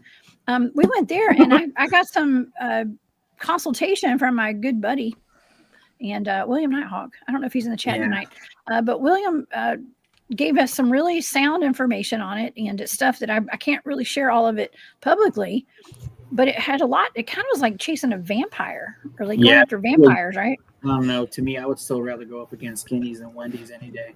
Skinnies than Winnies? Wendy's. Depends on the day. Yeah, yes. Well, I think if any team is prepared to encounter that, it's this team for sure. Yeah. And of course, we had some newbies, some guys who've never been out there with this before. And I want to know from Doc, because Doc we hadn't talked to you very much. I mean, he hadn't been talking over there all quiet. Been talking very much. You've been real quiet tonight. Let's talk. Okay. I'm observing. You are you're awesome. You brought your equipment out there and you did some really great documenting of what went down. And I'd say that was like, class A, I guess. I don't know. With all that stuff that kind of happened, especially when Kevin was being interviewed. Great stuff. What did you think? Was this your first time out there bigfooting or going dogman hunting? It was my second time, but it was my first overnight. So it was definitely a new experience, but just the whole thing, man, was fun. The adrenaline. And I was telling some of the guys, I was like, I said, when we were kids, we get sticks and we go through the woods and we pretend our sticks are weapons and we're going to slay the dragon or the beast in the woods. I'm like, men, we never grow up, man. Right. And I will say this because Dog won't admit it, but not only does he got a smooth voice on the mic on the podcast, but this man can sing. Don't let him fool you. Absolutely. Oh yeah. Thanks, man. I know. Man, That's awesome. No, I told you, Doc. What did I? Oh, we cut out. Okay. Damn it, y'all. We're there. We're Am good I now. back? Dang it, Bob. I was about to. Yeah, I'm the sorry. first thing that Jess said to Doc when she showed up was, the first "Man, thing you I have said a really nice voice." And then she grabbed him by his butt cheek. No, I did not. I know. I'm just kidding. I was there. I saw it. I did not. What? I did. She was just like, "Hey, Doc, nice voice for the podcast, by the way." God. Whatever. If people believe that, I do not grab butts. Nice wood patina. The most I talk about butts is when we're talking about the frozen butt cheek eater. You know when that God. Frozen butt cheek eater. Frozen Man, butt cheek somebody eater. was asking me about like we were talking about Speaking you of know, butt when that- cheek, you what- need to like play that movie clip that I Alive. uploaded. No, we're Yeah. talking about cannibalism and stuff, and like people Hey, yes. eat dead bodies, butt cheeks and stuff with their Well, frozen. speaking That's of- a long story. Well, That's a long speaking of story. butt cheeks, you should definitely upload that freaking Sasquatch. It's Oh up. God, I know that's what we're asking. It's Did you in the guys want to queue. show that? Oh Yeah, no. absolutely. Are I we haven't really gonna seen watch it, that? but it already sounds great. Hold on, let me warn the Hopefully I don't audience get kicked first. this time. You guys, okay? Is my audience ready for this? Is the question. Do you guys want to see this? We're going to go ahead and show it anyways. It does have to do with bodily functions, y'all. Okay. Please don't be offended, y'all. It's actually kind of funny. Okay. We call this one Sasquatch. Okay. Did y'all hear that? Sasquatch. Is that where you get all the phantom smells from? I freaking run into it. He said that's bad. Oh man. So this is really how our wood trips end up, y'all. Now, Seriously. Doc, I gotta ask: was that the one that we my heard? God. Was that your reply to Drew and I, or was that one of us? Oh my God. Sasquatch. Oh no, we were talking to each other when we had the lights out. Speak to me, oh toothless one. To me, it sounded like you had a lisp. Yeah, it sounded wet, Drew. Oh man. It was very Let's- very hot outside. Well, we do have my friend Sovereign lie, Combo that was some of that- Man. We talk about farts a lot in our chat, so it's right up your alley, Sovereign. Okay, but we do have a lot of fun out in the field too, everybody. Okay, to the audience who's watching, we always have fun. It's not. I mean, what's the point in going out and doing this crazy stuff if you can't have fun with it? Right. Can't The be so hot sauce serious will all the get into time. everybody. Oh, dude, Bro. Yeah. That chicken biscuits what got me. Mom and Pa's Country Kitchen. Hey guys, I got to give a shout out to Kevin right now though, because his hot sauce is on point. I've been using it every day at work. Same. I'm already out. I got to order some more. Yeah, let me Thanks, know where I man. need to order I some think- more. Yeah, Where I'll the send you weird the link. ones are podcast.com. Spicy lemon hot sauce. Oh yeah. Oh man, I missed out on the hot sauce. I didn't stay long enough. I guess. Try the hot Get sauce. some That of sounds that. good. Yeah, it was good, guys. Really, Yeah. really good. Yeah. Yeah, but you all in know, all, man, Since we're doing plugs, man, shameless. Oh, dude, plug away, Doug. I just released my first book, The Epic of Esau, The Birthright and Seed War. And yes, he did. it's all about Bigfoot, Sasquatch, and the high strangeness. Check it out. Right here. I'm On putting here. Amazon. You got the full screen right now. You've got the full screen. Let's show the Epic of Esau, y'all. You need to come on my show. We need to do a full show. Just Yeah. talking about the biblical side of Bigfoot and all these cryptids. I think Yeah. that'd be a I great have a book conversation. too. He Do says you? The first Okay, one come let's out put red, you up. covered in hair from head to toe, like a hairy cloak. All right, Kevin, you're next. What you got? Rizzo, that's your dog. That's my dog. That's my dog, yeah. immortalized her in a storybook that goes. It's a series Mhm. that I'm writing. So it's technically supposed to be me, but my last name's changed, and that's it. So we just in this book we hunt a Wendigo. Oh gosh, and that's so cool. We're gonna have to come up and do some Wendigo hunting for real up there sometimes, and that's awesome. Yeah, I do want to say too that Saturday night, I heard fucking birds chirping in the middle of the fucking night. Oh yeah, we did too. So Well, we heard on Friday too. I looked at Brian when we did that, when we walked down there and he got scared. I'm like, I hear the birds and I go, birds don't chirp at night, do they? He goes, no, fuck they don't. And then we fucking walked back, and then Senior heard it because I told Senior about it, and then he heard the birds while we were at base camp, and he's like, there's some fucking birds again. And I was like, what the fuck is happening? I've never in my life heard birds chirp at night, and this was the first time I've ever heard that. And it was What was funny, Kevin, is when you guys were down there, me and Senior were talking. Him and I both heard those birds, and I'm like, bro, what's up with these birds? Yeah. There's not any birds at night. It's supposed to be sleeping. And it We was heard those like a Friday little too, though. chirp. It was a full call too. It was instead of just like a. It was that. Mm-hmm. Yeah. I was like, dude, it sounded like Disney out here. Yeah. Yeah. Riley, that's pretty impressive, man. That was impressive. That was a good whistle, actually. Jay Truesinger is mentioning about giant mantas and ETs being out in the woods, and that's something that my teams, plural, have encountered, are ETs and that kind of an aspect. Now, it was pouring down rain when I was there, so I didn't see any UFOs out in the sky, but we did see these lights out there, and I know it's kind of, I don't know if it's a little early to have fireflies, but I know there were fireflies out there too, right? But there's also that element as well. I don't think any of us had missing time that I know of. Do anybody feel like y'all might have had some kind of encounter out there? No, I kept checking my watch and my butt. So yeah, my butt still feels pretty tight. Oh my God. Hey, no, Drew, tell them about when we saw the orb when me and you and Brian went down the trail, how at first we were skeptical about it, but then yeah. Go ahead. Yeah, well, they went to investigate the sound. Yeah. Yeah.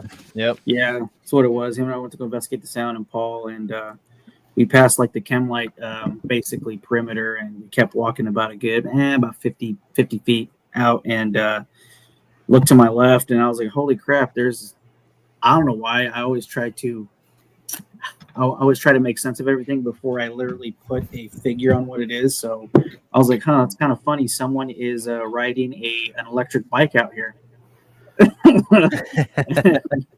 and of course, when I say stuff like that, it pisses off Brian. So that gives me the green light to keep pissing him off. So I was like, no, never mind. That's not an electric bike.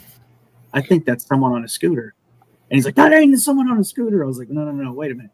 I think that's the ranger station's front light. And he's like, it's freaking moving. And I'm like, no, that ain't it. I go, that's a big giant lightning bug. And he's like, you're freaking crazy. I'm like, okay, yeah, you're right. I think it's more, dude. So as we're looking at it, I just keep staring at it, and it's just moving, and it's just getting bigger and bigger. And then I was getting that feeling that Ryan was getting. And that's when I told him and Paul, I'm like, hey, let's go. So we're basically arguing on the way back. Let's go back. And I'm like, no. I got to tell you what, we'll just go ahead and we'll just ask Daddy. How about that? So we'll just ask Brian Sr. And he's like, no, don't do that. Don't ask Dad. I'm like, and then that's when we walked up. And then I was like, hey, Pops, come here real quick. And then, so that was that. Yeah, Brian's like, we got 14 minutes. We're going back. I'm like, all right, you could, whatever. And then that was when Kevin and Brian had their encounter. Yep. Well, now to be clear, Brian, our friend Brian was out there with us, one of the CW ops, and his dad. Those are two of the gentlemen that went on the Alabama dogman hunt with us. They're the two of the guys who had been accosted by what seemed to be dogman out in the deep woods of Alabama a while back, and a father-son team right there. Yep. And Firewater says, I have raised and done wildlife rescue, rehab, and release, and I can assure you that birds do not chirp at night. Thank you. Okay, and what is this? Okay, Sovereign says people have heard supernatural bird chirps inside their car while driving through heavy ET cryptid territory. Nice. Never heard that. Good to know. Put that on the notes. Good job. Yeah. Okay. I don't know. Well, where are you at, Sovereign? now I want to go back. This is we do need to why go I love back. this community, man, because like people give you little inklets of personal knowledge, experiences, and stuff, and that's how we grow to try to understand like what these experiences are, man. It's just nice to have a community like this where you can share events, share experiences. If you go out in the field, share advice. Oh yeah, and I gotta say, I am partial to my chat over here in my community here. I have the best chat on the internet, by the way, and lots of field researchers, boots on the ground, and boots on the ground field researchers and people who have experienced cryptids are all in here tonight watching, and people that are just curious and like to live vicariously through us are also in here as well. And Erin, hey Erin, she says, ever hear an owl hoot then crow like a rooster at the end? Girl, I have heard some weird stuff. Yes. I've heard what sounded like owls that turn into monkeys and turn into other stuff and like humans. So, yeah. Go ahead, Paul. Sorry. No, you're good. That's like it's funny that you mentioned that because I never saw a single crow or raven, but I kept on hearing during the day a raven and then at night it was those owls. Okay, hey Pyromedic. He says a bird will chirp at night when scared off its perch, but not a happy tune. Now those birds that we were hearing, I know Friday night it was raining. It was like dumping rain on us, and when it quit dumping, Drew, you and I think Harley was still out there. We were hearing those birds chirping out there. It didn't sound like they were doing like a happy chirp, right? I mean, I don't know. I don't speak. For me, it wasn't. No, I don't either. Yeah. Max just said tonight's the first night I've heard an Sasquatch. I don't believe that. They're everywhere. Real, and they were present. Yeah. That's funny. Yeah. Okay. Well, somebody in the chat earlier tonight had asked if any one of us had ever heard, or not heard. Well, I guess it is heard, or had telepathic communication with something like a dogman. Oh, like mind speak? Mind speak. Have you, Drew? Negative. Okay, Nope, let's just go got down a the gut list. feeling. Anybody out here? Juan? No. No? Dawn? No? Did you not either? None of y'all did? What about? Okay. Paul? No, but I can kind of give a point to that kind of concept where you get thoughts in your head that are not of your own and it can be negative and stuff. I definitely believe there's something spiritual to that. And that's how I look at that. But that's the only experience I could say is if I ever experienced intrusive thoughts or, just feeling overly heavy for no reason, just out of nowhere, I take that as spiritual. It's just me personally. Doc, what do you think about that? I know you research a lot of the biblical side, and what do you think about mind speak? What is your opinion on that? Yeah, I mean, I think it's all connected, and I talk about it in my book. How Esau, it said, he was born. It said the first one come out red, covered in hair from head to toe like a hairy cloak, and then when you follow, he ends up marrying into Nephilim giant clans.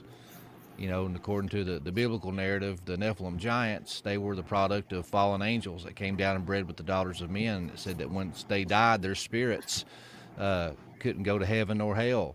So they roamed earth as demons, tormenting mankind.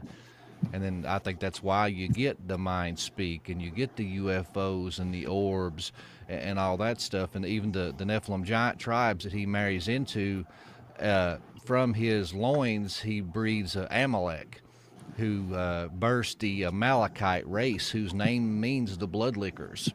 And they were known sorcerers.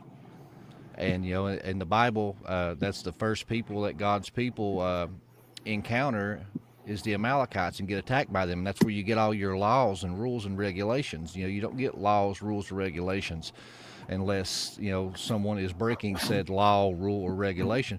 And if you look at those, what does it say? It says, do not drink the blood. The life force is in the blood. Do not seek necromancers or mediums or sorcerers. Do not pass your children through the fires of Molech. It says, no longer will you sacrifice to hairy goat demons. I think it was talking about these Amalekites, these feral giants, whom I take the opinion that is what we would call today a Bigfoot if we seen it. And we have their spirits roaming around today, and they're taking a familiar form. Very interesting. I love hearing about having discussions on that. I think it's all very pertinent to the conversation, for sure. And I wanted to mention this comment right here because we were asked about the telepathic communication, and Joseph says, "Thank you, Joseph." Says, "I know Les Stroud. That's a Survivor Man, right? Survivor Man. Yes. Says he had telepathic communication with a Bigfoot. It was on his director's cut in the Smoky Mountains." And that's where we were too. So that's interesting. Yeah, I don't know. I think that's super duper interesting. Also, what's up, Greg Smith? Greg Smith with Backwoods Cryptids is in the chat tonight, up at near Chickamauga, near Tennessee, actually. And good to see you here. I appreciate you being here. But yeah, it's I don't know. What does anybody else have any other really interesting things that might have happened while we were out there? I want to add on to what Paul and Doc were just talking about, which could possibly play extra factors and stuff. First off, I'd like to say, Drew, thank you for kind of appointing me as head of like spiritual protection for the trip. One of the first things that I did when we got there, Drew gave me some anointing oil, and I went around and blessed the perimeter, went around putting crosses of anointing oil on all the surrounding of our camp and stuff. And the whole trip, whether out loud or in my head, I was pretty much praying the whole time. So we know these mountains are ancient and there's a lot of spiritual history and stuff like that. So I almost wonder if that, besides being from out of the area and new, but I also hold a higher position in the spiritual things. I hold leadership in churches and very evangelistic person. So I'm telling a lot of people about the Lord. It's just what I love to do and I'm called to do. Hey. But I feel like that's part of the reason I was getting like all these, if it's the infrasound or if it's even just like spirits and stuff in the area were getting to me just because I was pushing on their territory. And I know if there's stuff out there, I was pissing it off with what I was doing because it was not allowed to enter our camp whatsoever. And when we heard that whistle, I swear from where I was sitting, I heard it. It sounded like it was right by our hammocks. Mhm. And that was the furthest point that I put oil. So it sounded like it was on the perimeter of that. Yeah, well, I kind of figured, we'd actually, because to me, in like my EDC, which is everyday carry, if you guys don't know, I always carry essential items: wallet, cell phone, pistol, magazines for my pistol, tourniquet, a pocket Bible, and anointing oil. So we're not just fighting things physically; we're fighting things in the spiritual realm too. So I figured, hey, you know what, buddy? You go ahead and you take care of the spiritual part. I'll take care of the physical part, setting that perimeter alarm. So you did good, brother. You did good. Thank you. You did too as well, man. All thanks. I didn't feel safe. I didn't even know you did that, man. I appreciate you doing that too. Oh yeah, there's definitely a spiritual aspect to all of this, and so we do have to go in with all the different types of protection, and that includes spiritual protection, big time, and the physical as well. And I think we covered that pretty well with the whole team that we got out there. Everybody plays their part and has a role to play in the protection of the team. I know I haven't been on. I just got on late. Did you guys go over the cam light that was moving? Yeah, a little bit. Yeah, we Okay. did. Do you want to talk about it some more? Because what is your aspect? Like what did you encounter? what was your view of it? I encountered beef jerky and what'd you have? Skittles? There, Doc? Skittles. That what they were Skittles. snacking on? That's so good. That Yeah. just Y'all are so right. funny. Hey, don't But forget anyways- about it. Don't Yeah, forget me about and the Kevin was Doritos just at the munching camp. away, and then all of a sudden Drew was like, "Hey, Drew, you want some?" He's like, "I'm good. I got a dip in." And then he waited a few minutes. He's like, "Hey, you got any more of those Skittles?" They were And me gone. and Kevin's like, "Nope, you waited too long, bro." No, that's when I was like, you gotta take your opportunities, Andrew. Come on. Yeah. No, other than that, no. The thing, what happened, I'm sure you guys went over it, but when Juan and Paul took off, I guess did Brian ever come on? No. No, Brian did never not showed. show. He didn't show up tonight. What a fruitcake. Anyways, What's up, Brian? Hi, Brian. anyways, yeah. So him and Harley were over at one end, and then me, Doc, and Kevin were at this other side, and we're just keeping basically just like a line of sight on the cage and where the perimeter alarm was at, and the freaking chem light, and we're just chilling out, lights out, just listening.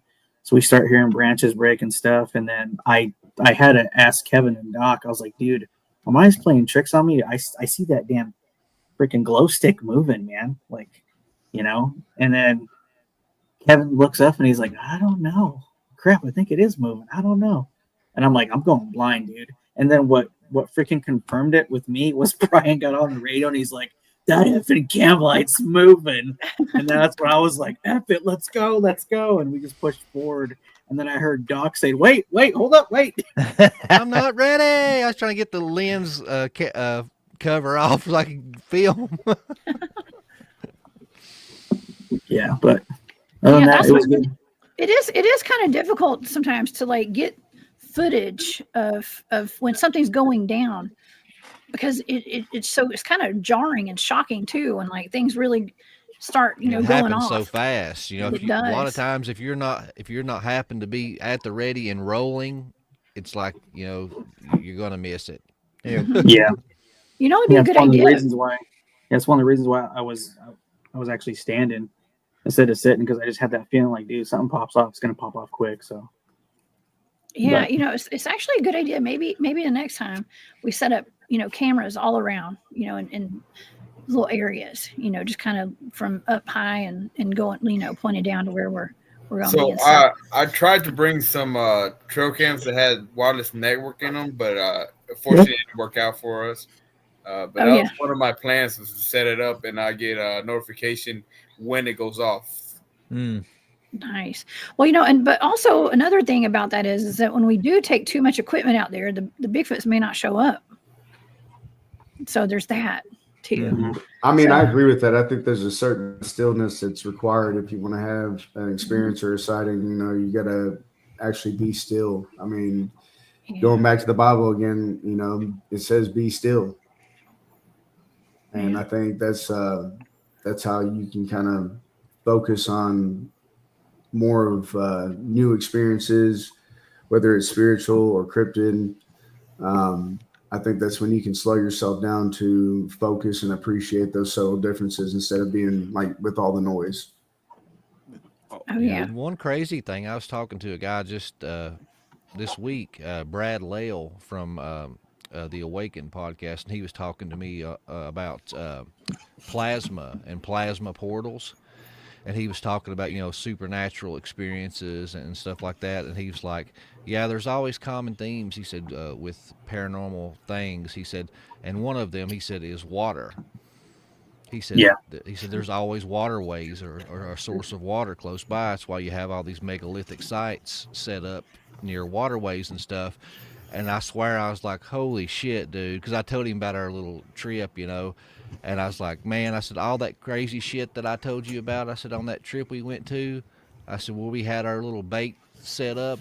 And he before I even got it out of my mouth, he's like, you're next to a river or a creek, weren't you? I said, dude, we were literally 5 feet away from a creek. A what? Yeah. A creek. Waterway. A creek. Yeah. A creek. Water acts basically kind of like a lubricant that goes from one dimension to another. It does. That's what I was told. Oh, yeah. It does. It acts like a freaking waterway, a lubricant. It goes from in to out. You know what I'm saying? I walked through an electrical conductor. All right. Yeah, I walked through a portal conductor. one time. I will near never a creek. I will never click clicks the same. Oh my gosh.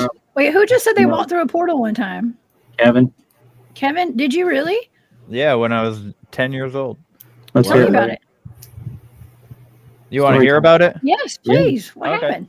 So, my sister and I used to pretend that we hunted monsters in the woods with sticks as guns. Some things never change. No, I'm just kidding. absolutely. So, my mom allowed us to go outside. We had to go somewhere. I can't remember where, but we were only allowed to outside for a little bit, and we went outside. There was a light dusting of snow, so we found. I'm pretty sure they were like squirrel or rabbit tracks. And so I was like, look at this, the fucking aliens out here. Oh, obviously I didn't swear, I was 10 years old, but I was like, there's aliens out here, let's go. When we're out in the woods, and I'm coming up onto this creek I played in all the time. And as I'm walking towards the creek, all of a sudden, like, everything turns like a blue tint in my eyes, and it like 10-15 feet in front of me on the other side of the creek was this little village of mushroom people. That's right. Really? And then they're all in this little village stoking this really big fire, and to me it was a small fire, but to them it was very big. They're only like 3 inches tall. They didn't look like people. They were just moving around like people. They had no faces, nothing like that. They had little mushroom huts and stuff like that.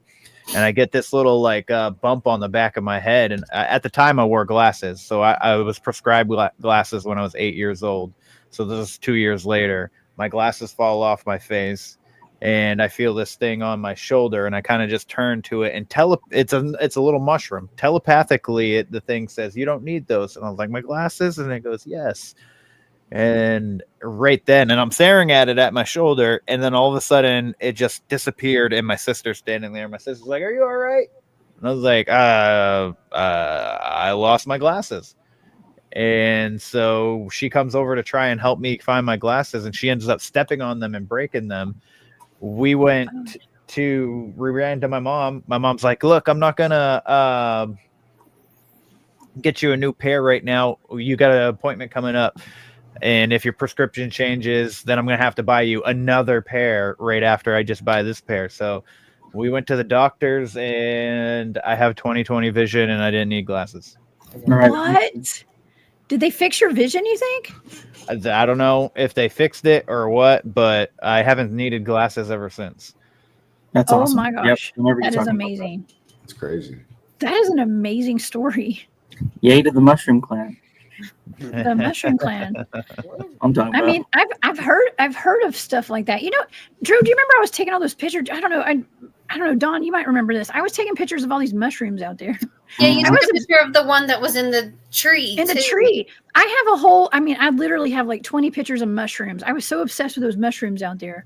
And Drew, I took a picture of you and Riley. Remember Riley? And it was I was taking a picture of mushrooms, and you guys are in the background. I was getting all artistic with it. Yeah, I didn't upload those for tonight, but yeah, I might show some of those pictures after the show on my social media tonight. The mushrooms are amazing, but that's amazing. We talk about the Fae a lot too here on the channel, and the Fae and the mushrooms and gnomes and stuff like that. And it sounds like that's what you encountered, just like you went into the realm of the fairies or the Fae. Yeah, and it was only like a minute long. Sure, it's a long minute. You know, at the most. Probably maybe like in human terms, it was a minute, but you were like, time is irrelevant. Okay. Like time is but an illusion. And that's the truth. It really is. Especially when you're doing the stuff that we're doing out here in the woods and experiencing the things, all the things. Yeah. You know. Well, I mean, edible mushrooms are phenomenal for our brain cells. They help us regenerate brain cells by eating them. So the fact that they can heal something like your eyes are connected to your brain. So the fact that they could heal something that has to do with that aspect, you know, I don't know. And I have to emphasize this. I don't know if that was a dream or not, but it felt real. Like like going out into the woods with my sister, and then my glasses being broken and shit, like that's all real. And going to the doctors and him telling us that I don't need glasses anymore, it's all real. But the mushroom people, sometimes I don't know if that is an actual something that happened. So I want to make sure that, you know, people don't think that I actually think that this occurred, but it could have. It's in my brain. Well, and you know, we hear stories similar to that, where people they have missing time and they don't know how, but their body has healed in some way, just like you. And sometimes that's attributed to extraterrestrials doing that and taking people and correcting their broken bones or their bad back or whatever's going on with their body, or disease or cancer or something. Yeah, for real. Way to come in there, Doc. Yeah, I know. Guys, sorry. That water lubricant. the water lube. Oh my Dude, God. Doc, I have to give you a lot of freaking props, dude. This book, you wrote this book very well. It's phenomenal. I couldn't put it down. Man. Thanks, I appreciate it. Oh, you already finished it? Yeah, dude. Nice. Well, guys, I hate to do it. I'm gonna have to head out, guys. I appreciate you having me on. Y'all be safe. Thank you, God Paul. bless. Thank you, Paul, for being here. Yeah, we're about to wrap it up too. We're gonna wrap it up here pretty soon, and we're hitting the 2-hour mark too. Here, let me take him out of here. I'm gonna kick him out of the screen just like I kicked y'all out, Juan and Dawn. I'm just kidding. Well, this has been a wonderful conversation tonight, and I am so just blessed and super happy that you guys were able to come and join me tonight and talk about Operation Smoke. Okay, Operation Smoke in the Smoky Mountains, undisclosed location. I'm sorry that Harley couldn't get back on here. I know he was probably frustrated driving home. He got stuck in traffic tonight, but this has been great, and I can't wait for the next trip. Drew, when's our next trip? Oh, let me think. I'm gonna try to get the bachelor party out of the way, but Yeah, well, don't say it on air. We got to keep it undisclosed. I was thinking in the fall sometime. That's all I'm saying. Yeah. Well, I get maybe the Wendigos next. That's a big one. I don't know. It's gonna have to be a big operation. If that's the case, I'm literally gonna try to get my brother to fly us out there. Yeah, you have to do it in winter. Yeah, when it's cold out. I guess they're not out when it's not cold, right? That's debatable. Is it? Yeah, I got a buddy that's seen one in the summertime, but it was some caves underneath Detroit. Ooh, caves are always Detroit. Where's old Juice at? Where's Juice at? Caves are my next option. Uh-oh. Well, I was at the cave up at Ferris, and that was really creepy. Super creepy. Yeah. It was cool, but it was nice because it was so hot. And going down in that cave, it was like 60, 50 degrees, something like that. It was natural AC down there. Naturally creepy, too. Gosh. Yeah, I don't guess we ever did really figure out exactly what was taking her chickens, did we? No, we did not. It could have been anything. Let's just put it that way. It could have been anything. I think it was a lot of stuff. Could have been her husband. Yeah, I'm gonna keep letting her think. No, I doubt it. Yeah, I don't think so. But this is great. Okay, well, thank you all so much for being here. And I want to go around to everybody who's here tonight and tell her. I want you to tell the audience and we'll start with Riley. We'll go down Riley, Doc. We'll go to Juan, Drew, and then we'll end with Kevin tonight. Tell us where people can find you, what your podcast is, and any kind of books you got, or whatever you want to promote tonight. All right. Well, I'm Riley from the Midwest Mythos Podcast. You can find me anywhere you can listen to a podcast. You can find me at YouTube, just Midwest Mythos Podcast there. I have a link tree, linktr.ee/Midwest Mythos Podcast, and there you can find everything you need. You can get a hold of me there if you want to come on my show and talk, or if you just want to say hey or ask me some questions, you can find me there. Awesome. And tell me your overall summer, what do you feel about the trip? Would you go back? If you would have asked me that Saturday night, I would have had to tell you to wait a little bit. Let me get you an answer. But, after about a week now, I'm hooked and I'm ready to go again, but I'm coming better prepared. Heck yeah. Well, now you got your feet wet. Now you know what to expect. Yeah. Yeah. You gotta armor up, man. Put on that armor of God, and you're gonna be just fine. We got your 6. Okay. All right. Thank you so much, Riley. And Doc, what's up? Tell us about your podcast and your book and everything you got going on. Yeah, the podcast is a Prometheus Lens podcast. You can find me anywhere podcasts can be consumed. YouTube, Spotify, Apple, all those fine establishments. Same thing with the social media. I'm usually putting out 2 or 3 reels a day. Everything from cryptids to conspiracy theory to ancient lost civilizations to fallen angel technology, all that cool stuff that we like to look at, but filtered through a biblical lens. And the book is on Amazon, The Epic of Esau, Birthright and Seed War. You can get a digital copy for $10 or a physical copy for $20. And on my website, I actually have a large stock of these that I just bought. If you want a signed copy, you can hit me up on PayPal or Venmo or whatever money exchanging app that you use, and you can get a signed copy. And I have bookmarks and stickers and other little goodies that I give out with the signed copies. But the website is PrometheusLensPodcast.com. Amazing. Thank you so much. What do you think about the trip? Would you go back? Oh, yeah, 100%. You live right down the road, so you're already planning to go back, aren't you? Oh, yeah. I'm jealous, man. Yeah. If I lived closer, I'd go there probably every weekend. I would. I'd go throughout the week. I would never spend the night there by myself, though. I don't think. And I've been debating it, honestly. I'm like, have you? I should just go by yourself? Yeah. You better be careful, man. Be careful. Just don't put your hammock where Harley had his. Okay. Yeah. Just put it across the road or something. Okay. Just be real careful. with that. And keep your keys close by in your car right there so you can get out of there if you have to. Park backwards. Okay. Yeah. That's all I gotta say. That's my advice. Keys in the ignition. Oh my gosh. Yeah. Well, everybody please go to Prometheus Lens podcast and purchase Doc's book as well. Juan and Dawn, I know you guys don't have podcasts and stuff, but what's up? But what do you guys think about the trip overall? You guys had a good time? Oh yeah, it was a blast. Yeah. Experienced a lot that day, those 2 days, and definitely up for some more. Me too. What about you, Dawn? You said that you're all gung ho. You're ready to go back, right? I am. Not many people know, but I do kind of have a little bit of a spiritual connection. I had something that changed my life forever when I was younger. I had 3rd-degree burns, and they technically lost my heartbeat for like 2 minutes.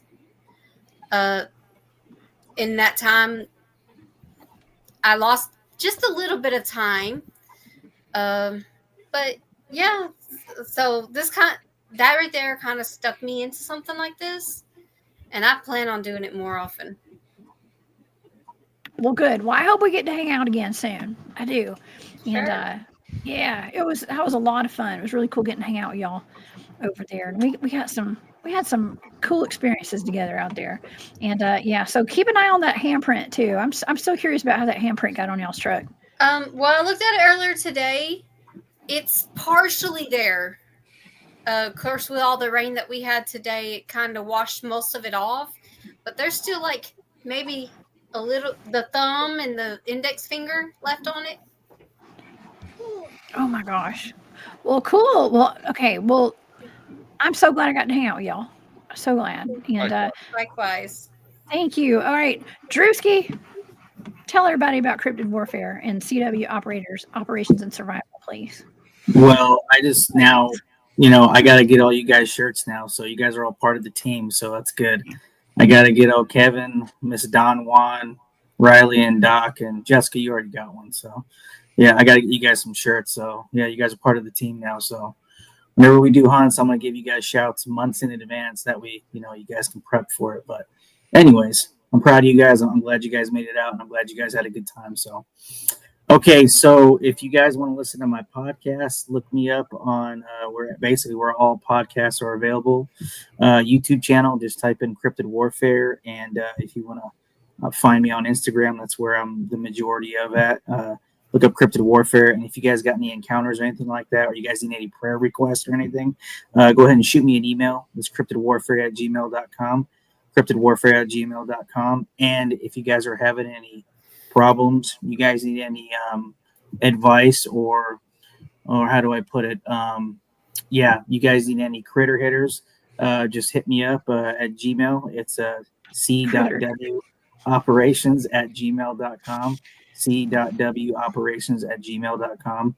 And we'll try to walk you guys through whatever problems you guys are having and help you out as much as we can. So other than that, I just got a couple emails today that I need to go chat with some people. I need to go look at some land that's about 15 miles away from my house. So it looks like they're having some Bigfoot problems. I don't know, but I'm gonna go check it out, recon it, and go from there. So we'll see how it goes.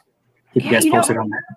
That's awesome. Yeah, you guys, please don't hesitate to reach out if you guys have like cryptid stuff going on your properties and you'd like a cool team of cool folks to come out there and investigate, especially if it's down here in the South between Tennessee, Georgia, Alabama, North Carolina, South Carolina, Florida, whatever. We're mostly down here in the South, the majority of the team.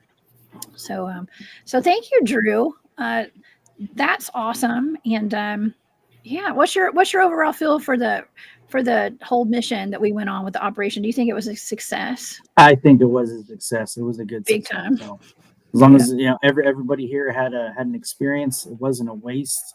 And everybody came out differently. And to me, as long as people have grown from the experience and they know how far they can push themselves, that's all that matters to me. We're good to go.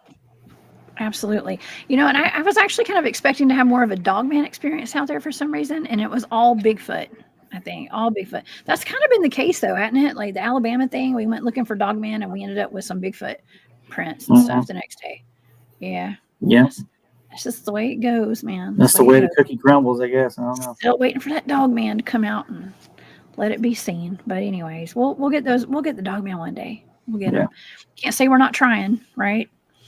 And so thank you for being here too. And Kevin, let's see. Tell everybody about your podcast, where the weird ones are, and what your books. So my podcast, Where the Weird Ones Are, it's a conversational based podcast about where I talk to people about their, paranormal cryptid experiences. We get into mental health because mental health is a big thing when it comes to having these experiences. Talk about conspiracies and all the fringe topics. And the podcast has been one of the best things that has happened to me because I get to meet people like all of you and getting to go out on this trip. I don't think even if we didn't experience anything, I think the fellowship of everybody together would prove to not be a waste anyways. But yeah, so the podcast is on all the podcast platforms. I'm on YouTube. And if you are interested in hot sauce and coffee and supplements and whatnot, you can hit up my website, where the weird ones are podcast.com. And my book, The Adventures of Rizzo and Weird Son, Monster Hunters, is on Amazon. You can find that there. I'm currently working on book 2, and Drew is a character in book 2. Oh, so, sweet. I do.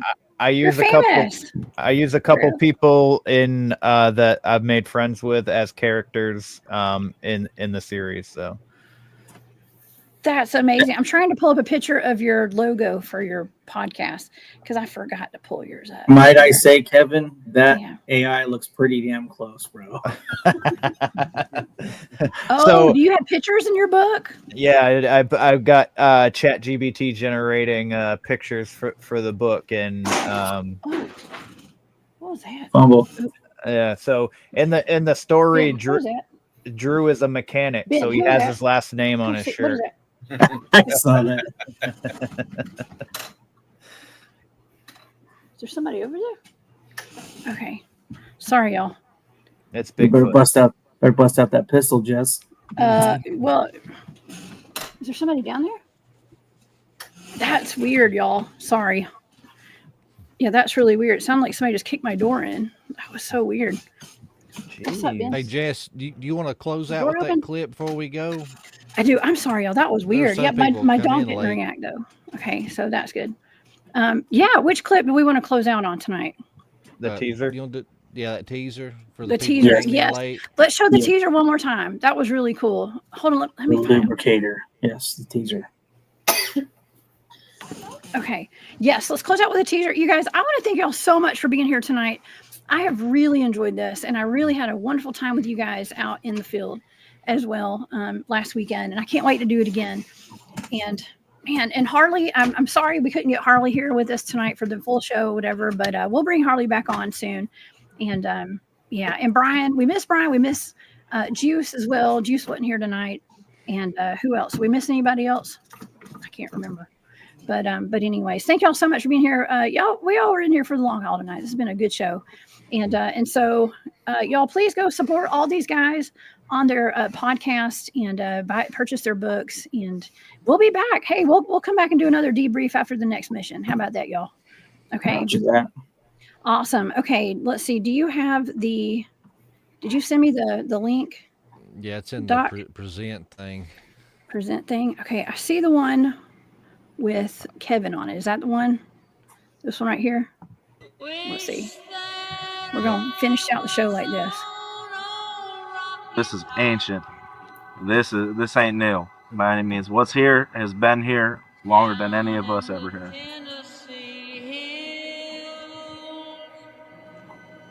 Did y'all hear that?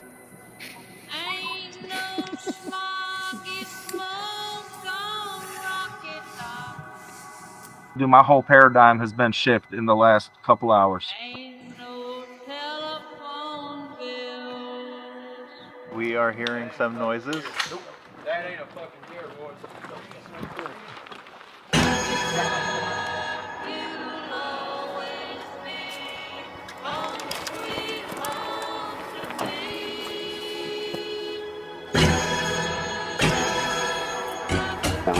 That was too short to be a. That wasn't deer.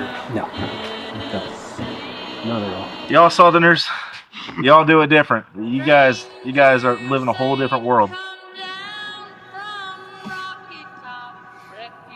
Scared me to death, I'll tell you that right now. I saw my first one. Holy shit. Holy shit, guys. Holy shit.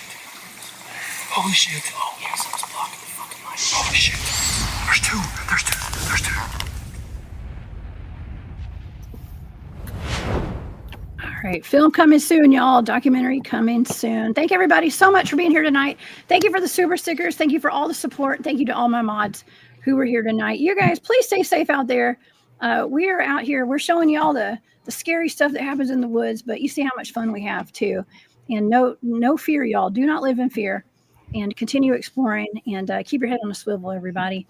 I'm sending all my love to everybody tonight, and come back and see me on Monday at 1 p.m. Eastern on my show. I will see you all then. Everybody have a great weekend, and we'll see you next time. All right, bye everybody. Bye, Justin.